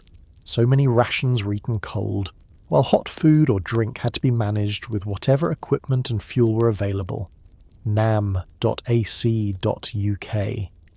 That makes a hot mug of tea more important than it may first sound. It was not guaranteed. It required water, fuel, time, and enough safety to prepare it. Men used small folding solid fuel stoves known as Tommy cookers, pots over charcoal or wood, or improvised means when circumstances allowed. The same National Army Museum account notes that emergency iron rations included beef, biscuits, and a tin of sugar and tea, which tells us how central tea had become to the expected needs of British soldiers in the field. nam.ac.uk. A trench cup of tea was not a delicate thing. The water might be smoky. The container might taste faintly of whatever had previously been carried in it. The tea might be too strong, too weak, lukewarm by the time it reached the mouth, or wonderfully hot because that day fortune had been kind. Yet its value came partly from being recognisable. It belonged to a world of railway platforms, factories, kitchens, barracks, farms, and family houses. It had existed before the war, and was expected to exist after it. A mug of tea told the body that not every sensation in this place had to be unpleasant.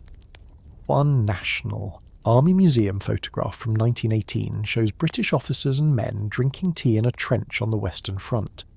The museum comments that hot tea must have been welcome during cold and wet winter months, and that an empty rum jar nearby suggests something stronger may have been added. Army regulations required the rum ration to be consumed in the presence of an officer, or non-commissioned officer, so that it could not be saved up. Even that detail about regulation tells us how closely armies watched these small comforts, because they understood both their value and their potential misuse. collection.nam.ac.uk. Tea could turn into a social event even when it was only a few men gathered around a pot. Someone fetched water, someone guarded the boiling, someone complained that it was taking too long, someone produced sugar with a seriousness out of proportion to the amount. Someone always seemed to want more than his share. The task involved enough steps that it became a little collaboration. This mattered in trenches where men relied on one another for survival, but did not always have many pleasant things to do together. Making tea created a cooperative action with no immediate violence attached to it. The sensory change was important too. Think of a trench in rain, where everything smells of wet wool, mud, and old wood. Then imagine steam rising from a mug, heat against cold fingers, a familiar bitterness on the tongue. The relief was physical and mental at once. The National Army Museum's description of winter tea in the trenches supports how much comfort a hot drink could bring, while broader accounts of trench food emphasise how difficult it was to make anything warm in forward positions. collection.nam.ac.uk. Cards belong to another category of survival. They did not feed the body. They did not warm the hands unless those hands were animated by argument. What cards gave soldiers was occupied time. They transformed waiting into a game with rules, turns, stakes, and temporary concentration.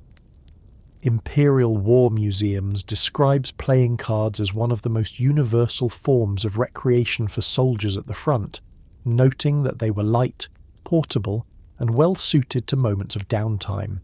The museum's educational material also preserves a 1917 photograph of Army Service Corps NCOs playing cards on a duckboard in a shell hole at Poperinghe, describing cards as ubiquitous at the front. jusm.org.uk. That portability mattered. A football needed space.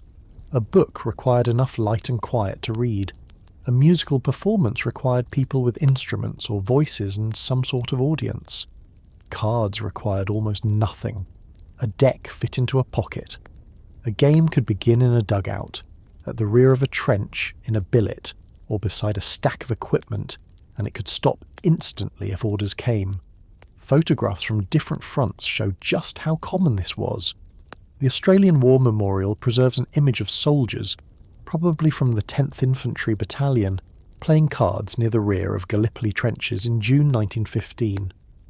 The National Army Museum holds a photograph of French troops playing cards in a trench on the Western Front around 1916. Imperial War Museums also preserves a 1916 image of German troops playing cards in trenches near Ypres, with a Maxim machine gun ready above them. Different armies, different uniforms, same human instinct. awm.gov.au. A card game offered something the trench rarely did. A small world with a clear structure. There was a hand to consider, a move to make, a bluff to attempt, a mistake to regret. The men around you were comrades, but for 10 minutes they were also opponents. That mild competition was useful. It moved the mind onto manageable uncertainty. You did not know what the enemy would do, but you could try to guess what card the man opposite you was holding. The stakes might be tiny, a few coins, a cigarette, pride. The Imperial War Museum's podcast summary on leisure and entertainment preserves one veteran's memory of men playing cards at the bottom of the trench, with a little pile of dirty notes and French coins between them, which suggests that gambling, however modest, added spice to the distraction.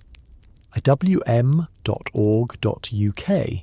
Games also generated speech, teasing, accusations of cheating, laughter at bad luck, half-serious disputes over rules, complaints about the man who took too long to decide. These sounds changed a shelter.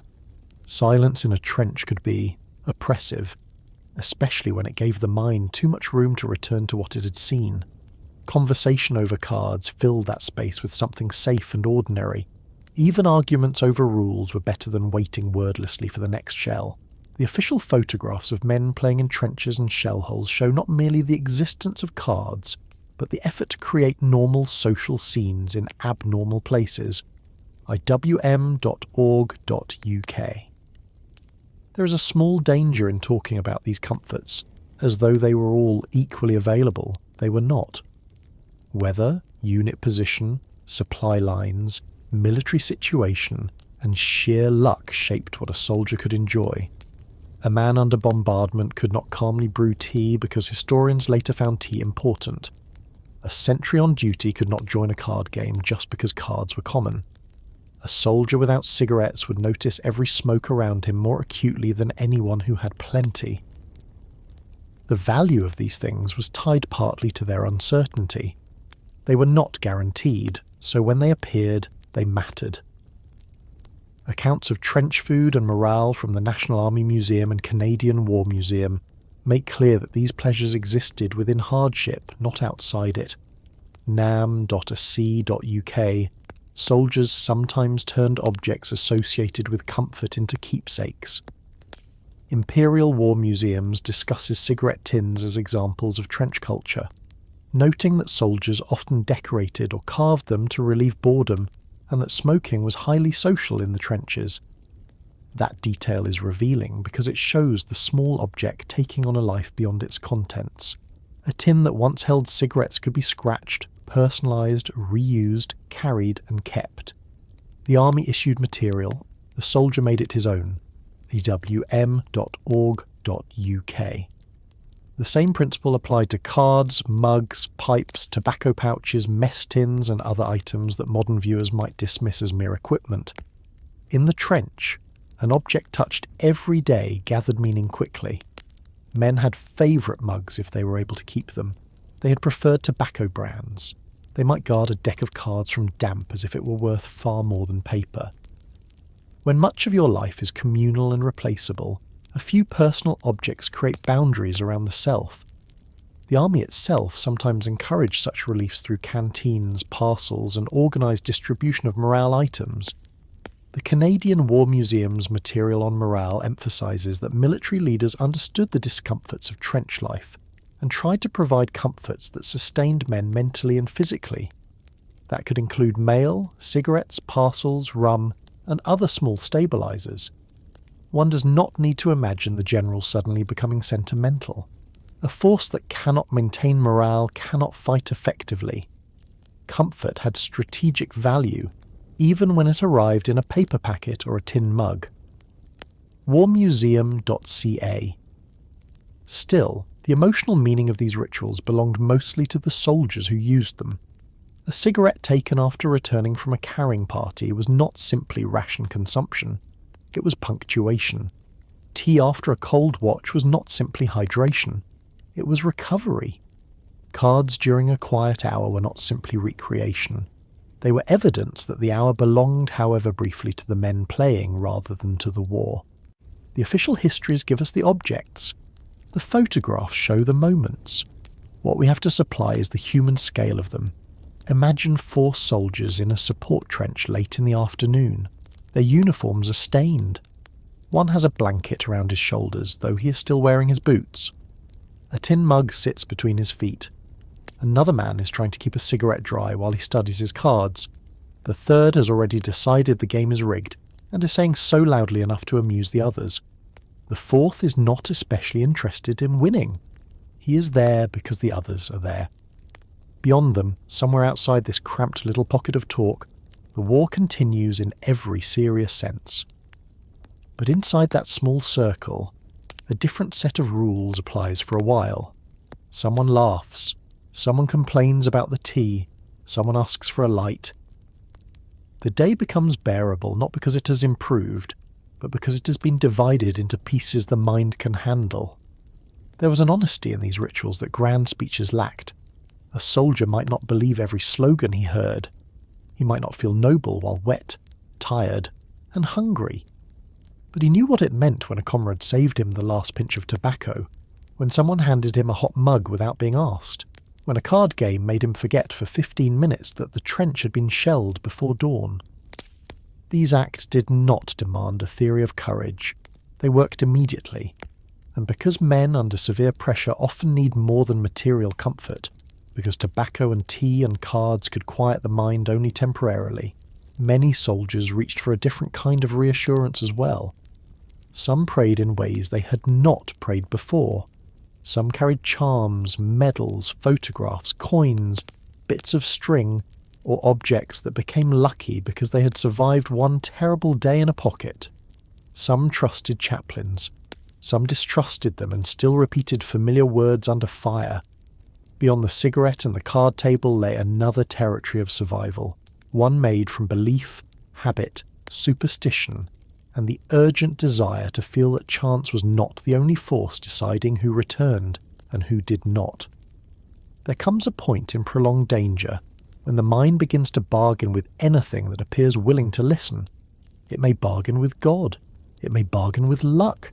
It may bargain with a medal worn under a tunic, a prayer repeated from childhood, a scrap of coal sent by someone at home, or a tiny woolen doll pinned safely where a hand can find it.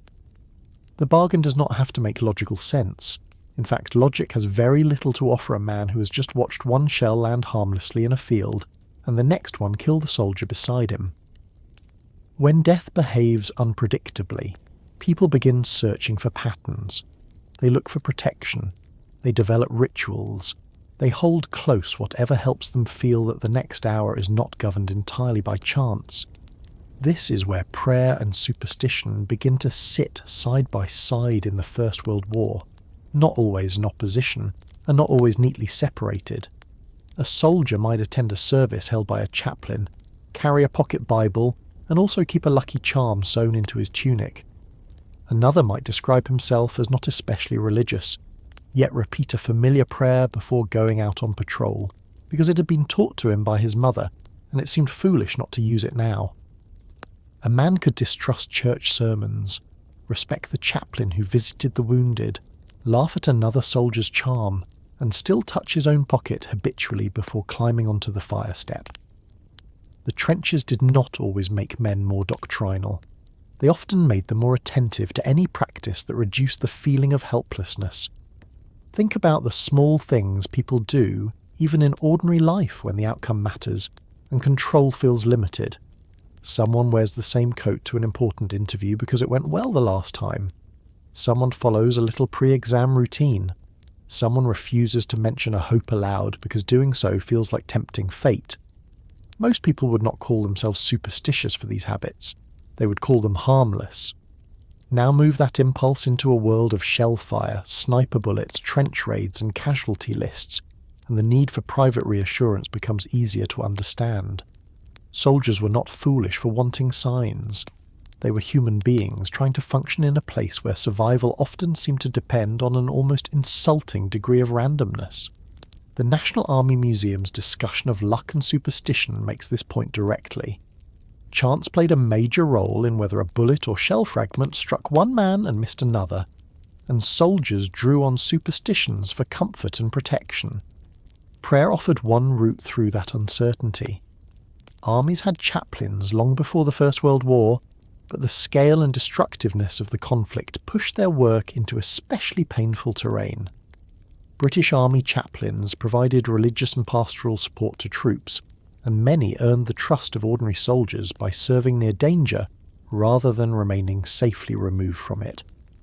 The National Army Museum notes that Jeffrey Studdert Kennedy became known as Woodbine Willie because he handed out cigarettes to soldiers, while Neville Talbot and Tubby Clayton founded Talbot House in Poperinghe in 1915 as a social and spiritual refuge for troops. The same museum records that 179 British Army chaplains died during the conflict.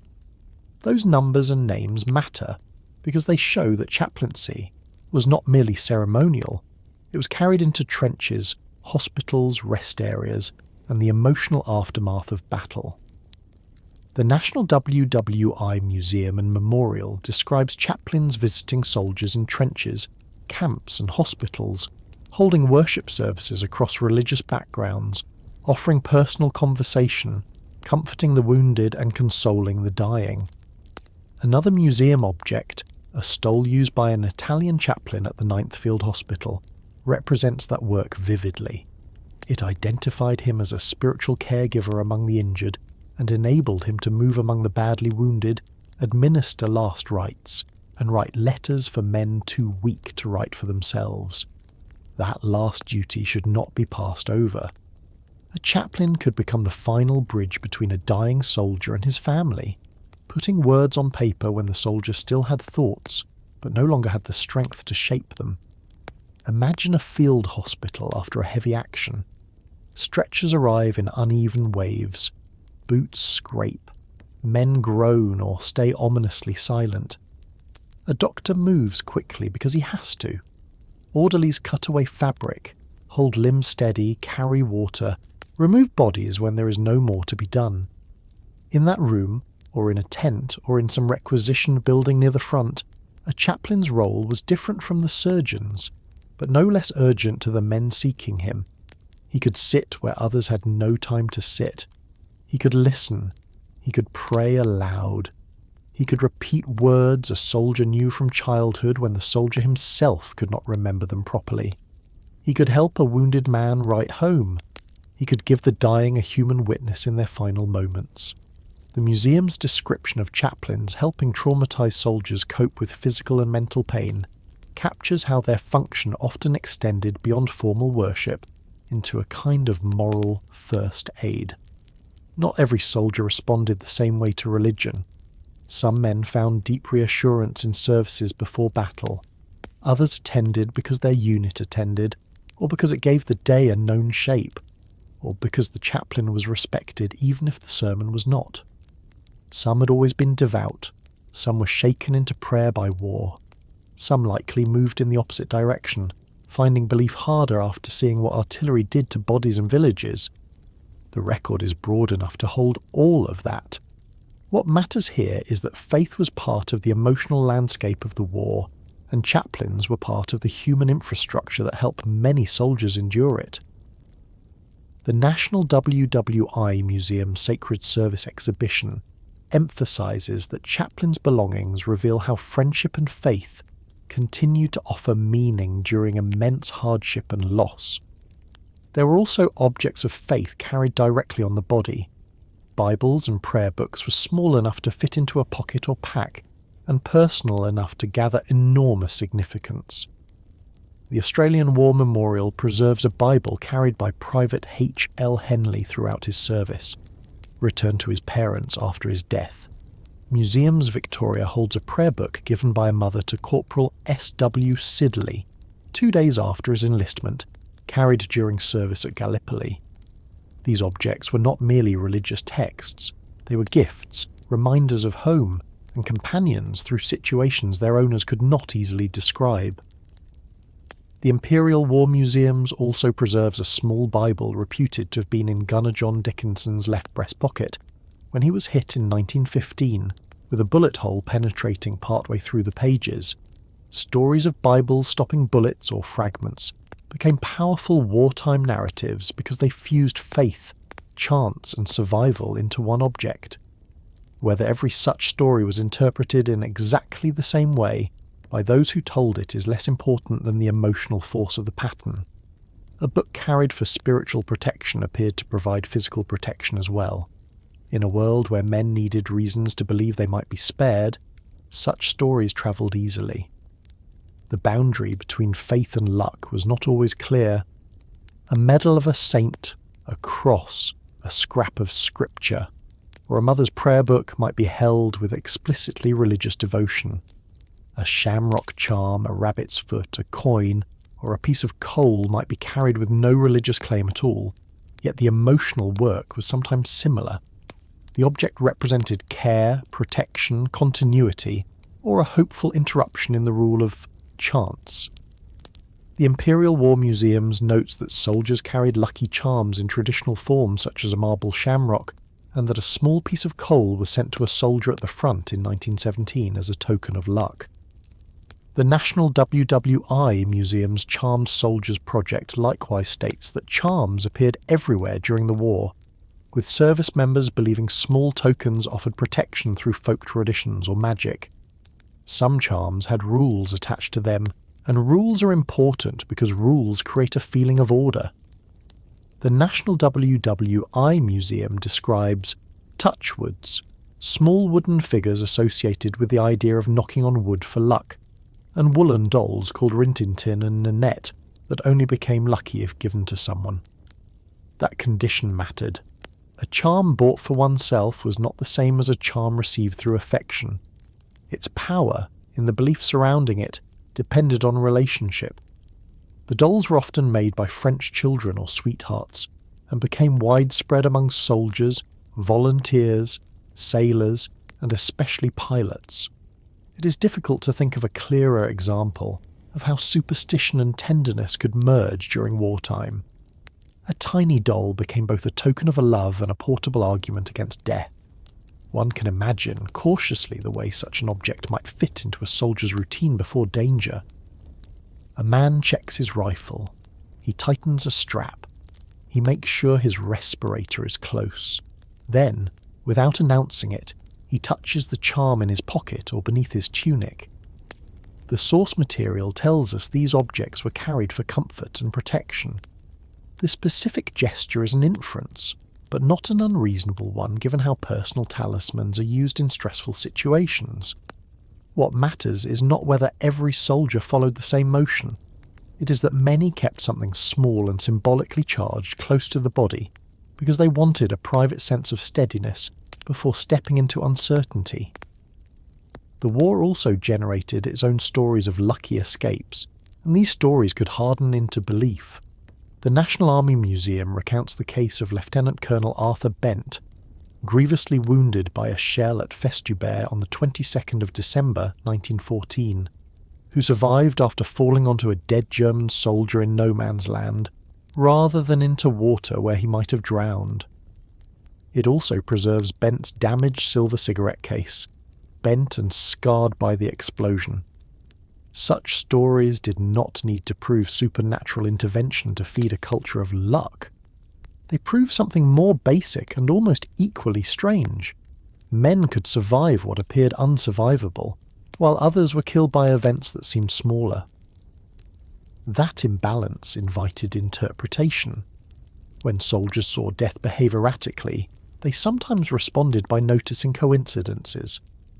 A man who refused to change a pair of socks because he had survived wearing them during one bombardment might seem irrational from the outside, but inside the logic of the trenches, he was trying to prevent change in a world where change often arrived as disaster.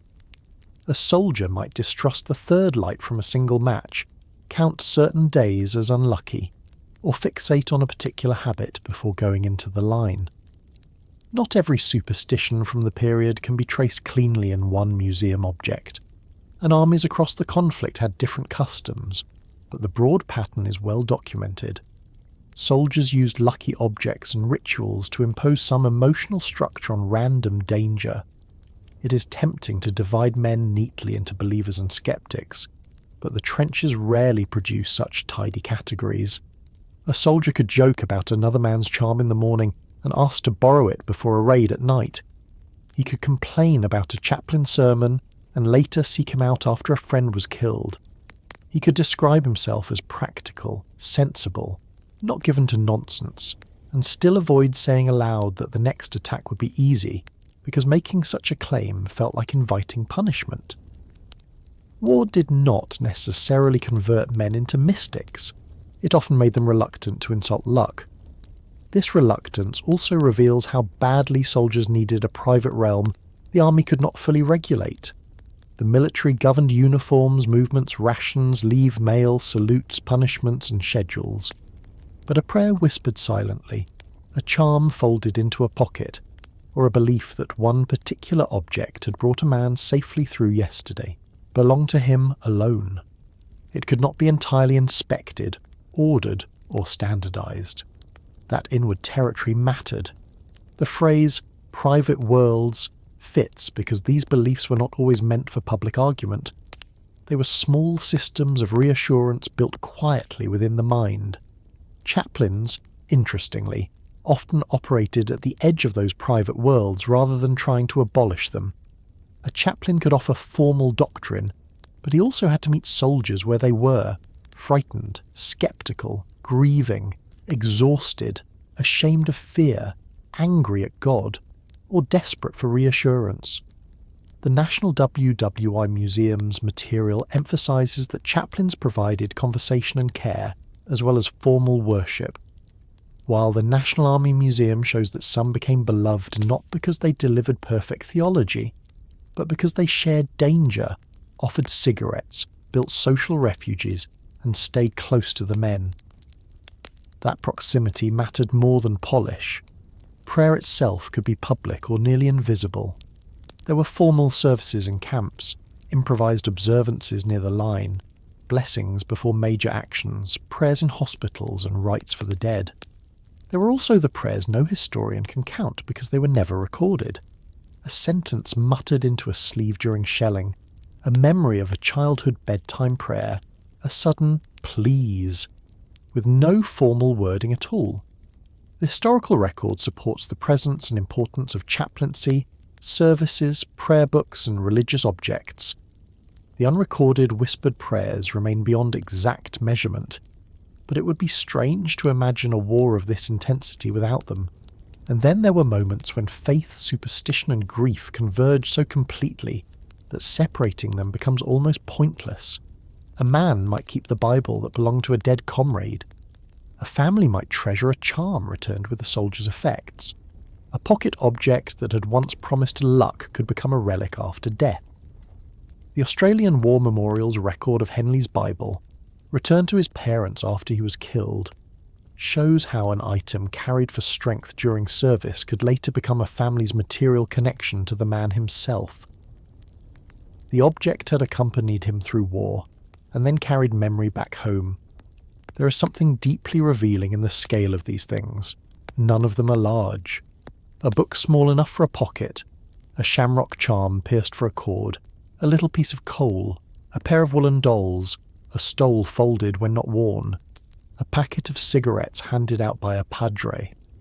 The First World War was fought with vast artillery, rail systems, empires, millions of mobilized men, and industrial slaughter. Yet when individuals tried to protect their minds from that enormity, they often reached for objects that fit in the hand. The mind under pressure does not always seek the grand. It seeks the graspable. Perhaps that is because the graspable can be repeated. A prayer can be said again.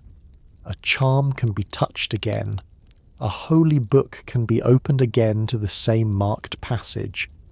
A chaplain can be sought again if he remains nearby. Repetition is powerful when fear repeats itself too. Soldiers lived with recurring danger, so they answered with recurring reassurance. The reassurance did not have to defeat fear. It only had to meet it often enough. I find myself thinking about how these practices would have looked to someone observing from a distance without understanding. A hardened infantryman smoothing a tiny doll in his palm before going out. A muddy soldier kissing a medal that his mother had given him. A man who joked all morning falling silent when a chaplain begins a prayer. Another refusing to discard a damaged Bible because the damage itself has become the reason he trusts it. Without context, these actions might seem sentimental or quaint.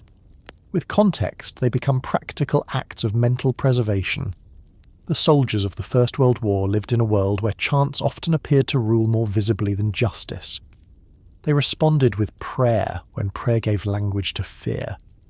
They responded with charms when charms made chance feel less absolute. They responded with chaplains when they needed someone to witness pain without asking them to perform bravery. They responded with objects from home when home felt very far away. None of these methods guaranteed survival, and no serious history should pretend they did, but they helped men endure the intolerable fact that survival could not be guaranteed by courage, skill, or goodness alone. And when prayer stopped, when the charm was tucked back beneath a tunic, when the chaplain moved on to another bed or another trench, the soldier still had to continue. Some men did, some men could not. The mind can bend under fear for a long time, but not without limit. There came moments when the habits, jokes, letters, rituals and beliefs that had carried a man through earlier days no longer held. Then the war revealed its damage in a different way, not through blood on a uniform, but through shaking hands, lost speech, nightmares, collapse, and the terrible confusion of soldiers who had survived battle only to find that part of them had remained trapped inside it. There were limits to everything that had helped them endure. Routine could divide the day into pieces, but it could not make the body forget a bombardment that had gone on for hours. Letters from home could remind a man that he was loved, but they could not always keep terror from returning after dark. Jokes and songs could lift the mood of a dugout, Yet there were days when laughter would not come, or came too sharply and vanished at once. Tea, tobacco, cards, prayer, lucky charms, all of it mattered. All of it helped, but none of it made a human mind indestructible. At some point, for some men, the strain became too much. The war had asked them to sleep beside death, to wake under shell fire, to keep functioning after seeing things no one should have to see, and then to do it again the next day. They had been trained to obey, trained to advance, trained to keep their equipment clean and their fear private. What they had not been trained for was what happened when the mind refused to go on pretending that it was coping. The First World War produced psychological injury on a scale that military medicine had not properly prepared for. The phrase shell shock came into use during the war, and the National Archives notes that probably more than 250,000 men suffered from it. Imperial War Museums estimates that around 80,000 men were treated for shell shock during the conflict, some of whom remained traumatized for the rest of their lives. Those numbers do not describe every form of mental suffering caused by the war, and they do not capture men who never reached a doctor or never received a formal diagnosis. But even as rough measures, they tell us that this was not rare weakness appearing in a few unusually fragile soldiers. It was one of the major human consequences of industrial warfare. Early in the war, doctors often believed shell shock was caused by the physical effects of explosions. A man caught near sustained shelling might show no obvious wound, yet afterward he could tremble uncontrollably, lose speech, lose hearing, struggle to walk, become hypersensitive to noise, suffer severe headaches, forget where he was, or sink into panic. Because these symptoms sometimes followed a bombardment, it seemed plausible that shockwaves had damaged the nervous system directly. But as the war continued, men who had not been close to shell bursts began showing similar symptoms. The Science Museum explains that the condition was gradually reinterpreted more broadly as a range of war neuroses rather than simply a blast injury. The war had entered medicine in a form doctors could see, but did not yet know how to understand. Imagine a soldier after days of shelling. He may not look wounded in the way the army had learned to recognise. No missing limb, no blood soaking through a bandage. His boots are still on, his rifle is nearby, but his hands will not stop shaking. When someone speaks to him, he startles violently. He tries to answer and cannot get words out, or he begins speaking and then forgets what he was saying. Perhaps he can stand but not move forward. Perhaps his legs buckle when he hears a distant thump. Perhaps he insists that he is ready to return to duty and then collapses at the first sound of gunfire. None of these things fit comfortably into older military ideas about courage and cowardice. That was part of the problem. The Science Museum records symptoms attributed to shell shock that included tinnitus, amnesia, headaches, dizziness, tremors, hypersensitivity to noise, helplessness, panic, fear, flight, and the inability to reason, sleep, walk, or talk. Other case records and later studies describe mutism, disturbed gait, recurring nightmares, hallucinations, and memory loss. It was not one neat illness with one predictable appearance. It was a collection of severe reactions arising in men whose nervous systems had been forced to remain in danger too long. And here is what makes this so difficult to look at directly.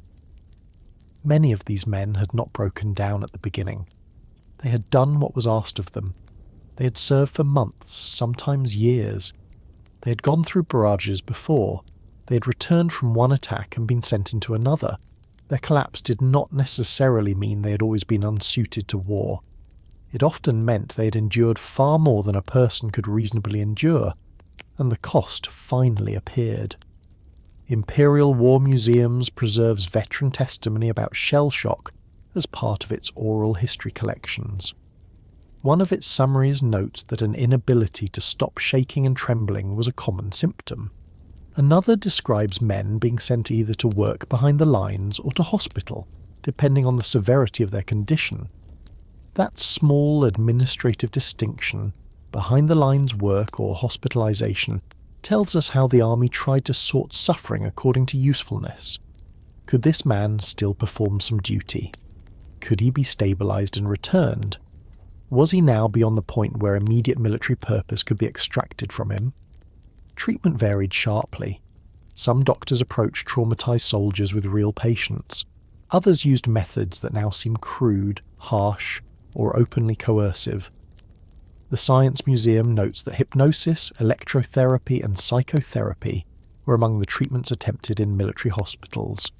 By late 1918, the British medical response to war neuroses had begun to shift, in some places away from earlier physical and disciplinary models toward more psychological approaches, but the field remained uneven and unsettled. There was no universally accepted cure because there was no universally accepted explanation of what these men were experiencing. One of the most famous treatment centres was Craig Lockhart War Hospital in Edinburgh, which opened for shell-shocked officers in 1916 after the Battle of the Somme had produced a large rise in psychological casualties. An Imperial War Museum's partnership project states that 1,736 officer patients were termed shell-shocked there during the hospital's operation. Craig Lockhart later became famous because Siegfried Sassoon and Wilfred Owen were treated there, and because doctors such as William Rivers and Arthur Brock developed more humane forms of therapy that encouraged patients to confront and work through traumatic memories rather than simply repress them. But it is important not to let Craig Lockhart become the whole story. It was an officers' hospital, and the experience of ordinary enlisted men could be very different. The Science Museum notes that diagnosis often depended on who the patient was. Officers and some walking wounded might be diagnosed with neurasthenia or nervous breakdown, while other men with debilitating symptoms could be judged through a harsher lens of inherited weakness or degeneration. In plain language, class and rank shaped how suffering was interpreted. A trembling officer could be treated as exhausted by terrible circumstances. A trembling private might be suspected of failing morally, not always, but often enough that the difference deserves to be named. The military fear of malingering sat over everything. Armies needed men at the front. Commanders worried that if nervous collapse became too readily accepted, discipline would weaken, and soldiers might try to escape service by imitating symptoms. The Science Museum states that the official response to shell shock was often unsympathetic, and that sufferers were sometimes suspected of feigning illness to avoid fighting. This suspicion did terrible damage because it placed genuinely injured men under the additional pressure of proving that their suffering was real. A wounded leg could be seen. A fractured mind could be doubted. That doubt could have fatal consequences. The same Science Museum account notes that 309 British soldiers were executed during the First World War, many of whom are now believed to have had mental health conditions at the time. Not every execution involved shell shock, and historians have debated individual cases carefully. But the broader point stands. In a system struggling to distinguish terror, trauma, refusal, and disobedience, some men were judged as cowards when they may have been psychologically shattered. The war did not only injure them, at times it punished them for being injured in ways it did not yet understand. There is something especially painful about the language surrounding these men. Cowardice, malingering, lack of moral fibre, a phrase that would later become notorious in another war, but whose attitude had roots in this earlier culture of suspicion. Words like these did not simply describe, they accused. They told a soldier that his inability to continue was evidence of character failure, rather than evidence of what had been done to him. And because many men had grown up in societies that placed immense value on self-command, duty, and masculine restraint, the accusation could burrow deep. A soldier suffering visibly might already feel ashamed. Official suspicion made the shame heavier. It is easy from the calm of the present to say that armies should have known better. In some ways, they should have. But we also need to understand how new the problem seemed to them at this scale. Industrial artillery created a battlefield that could break men without always leaving obvious bodily wounds. The 1914 to 1918 online encyclopedia of the First World War explains that soldiers from all combatant nations suffered debilitating nervous complaints, and that war psychiatrists struggled to manage them while affected men fought for decent treatment and proper pensions. This was not only a British story, it was a shared medical, military and social crisis across the warring states. Let us return to the hospital ward for a moment. Not a grand institution, just a room filled with men whose bodies speak in different forms of distress. One stammers. One cannot stop his legs from jerking. Another lies still, eyes open, unable to sleep though he has barely rested in days. One wakes shouting from dreams. Another says very little at all. Some may improve with rest. Some may respond to therapy. Some may be returned to duty. Some may never become what the army calls fit again. Outside the ward, the war continues without pause. Reinforcements move toward the line. Casualty lists lengthen. Newspapers still speak in the language of operations and advances. Inside, time has narrowed to whether a man can hold a cup, whether he can hear a door slam without collapsing, whether he can walk the length of the room without losing control of his own body. Not every breakdown looked dramatic. Some men did not collapse visibly.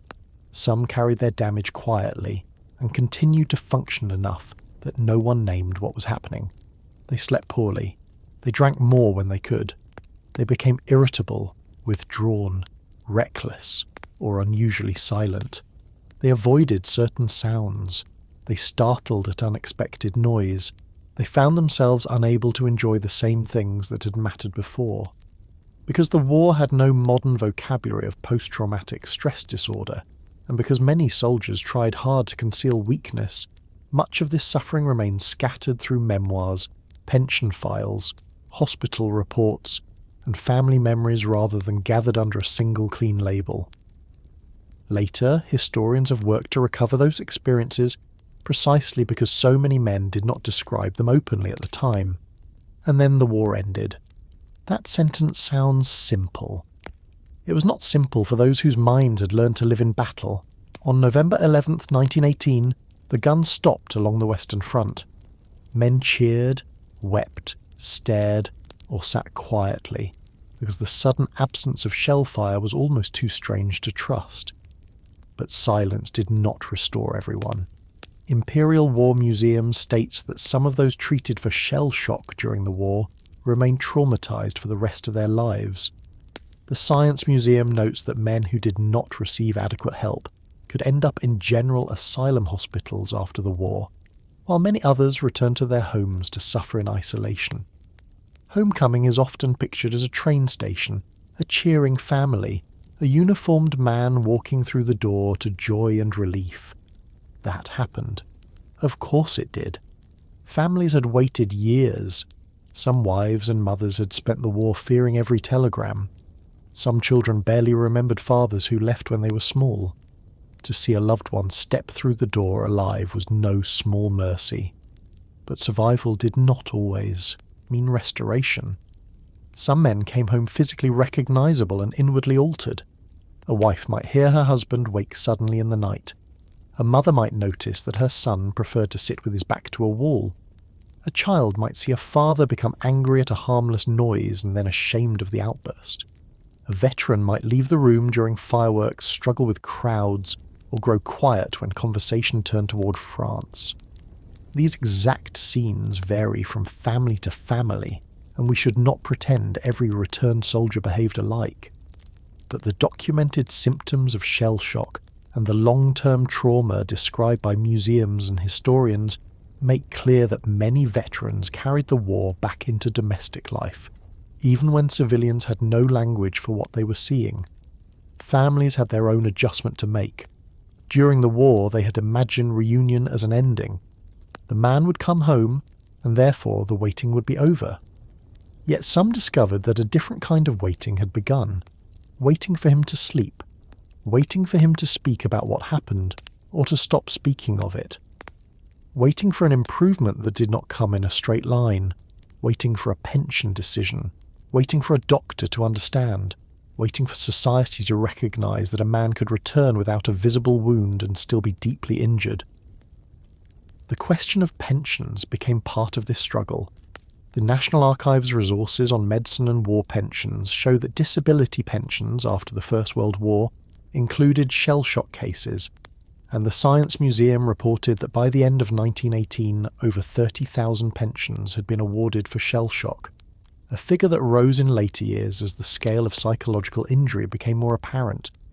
This is important, because it shows that the war's mental consequences did not disappear into private households entirely.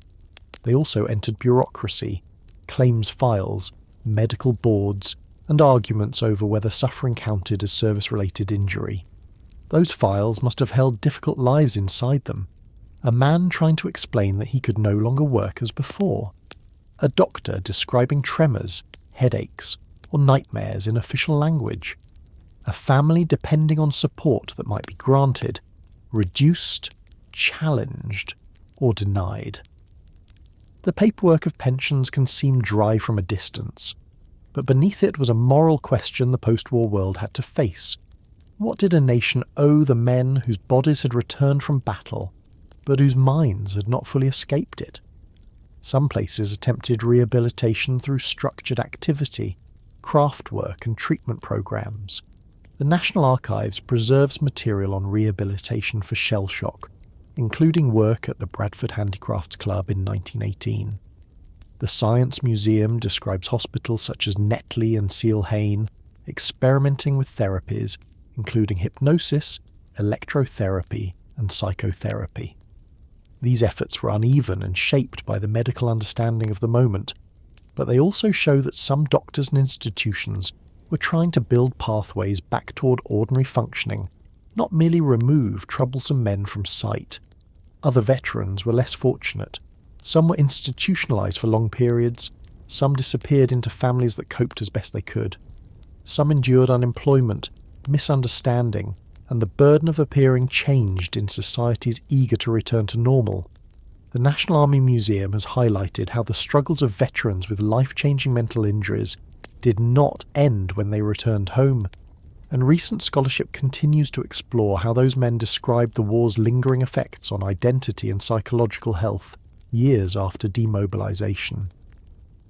This is the part of the story that is hardest to fit into the familiar shape of war history. Battles have dates, armistices have dates, units have movements, casualties can be counted.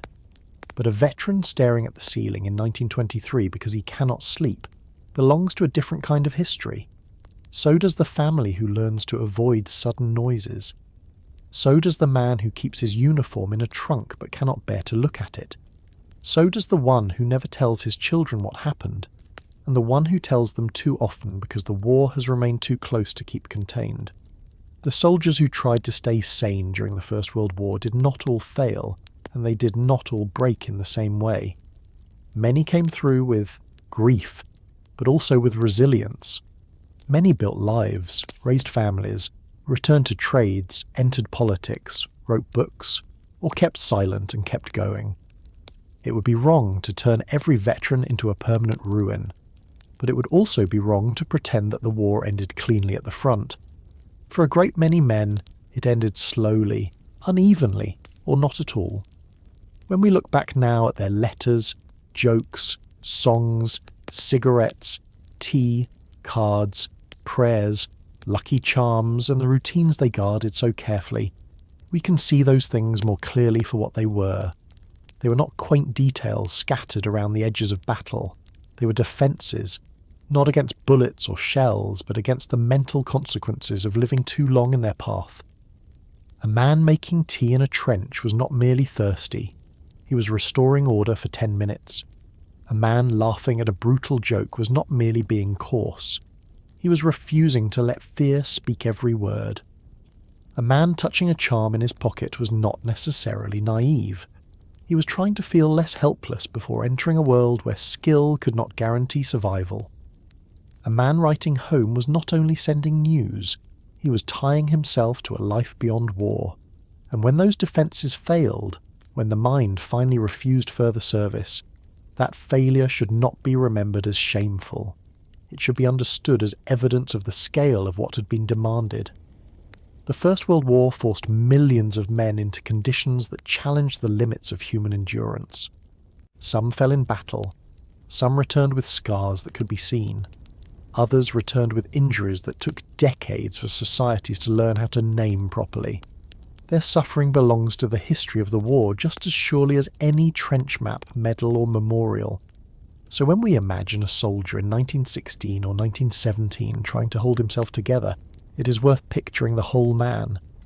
Not only the uniform and the rifle, the hand that shakes while lighting a cigarette, the letter folded carefully into a pocket, the laugh that comes after a joke too dark for home, the muttered prayer before a raid, the body that keeps moving because routine says it must, the mind that survives one more day and then another until perhaps it cannot.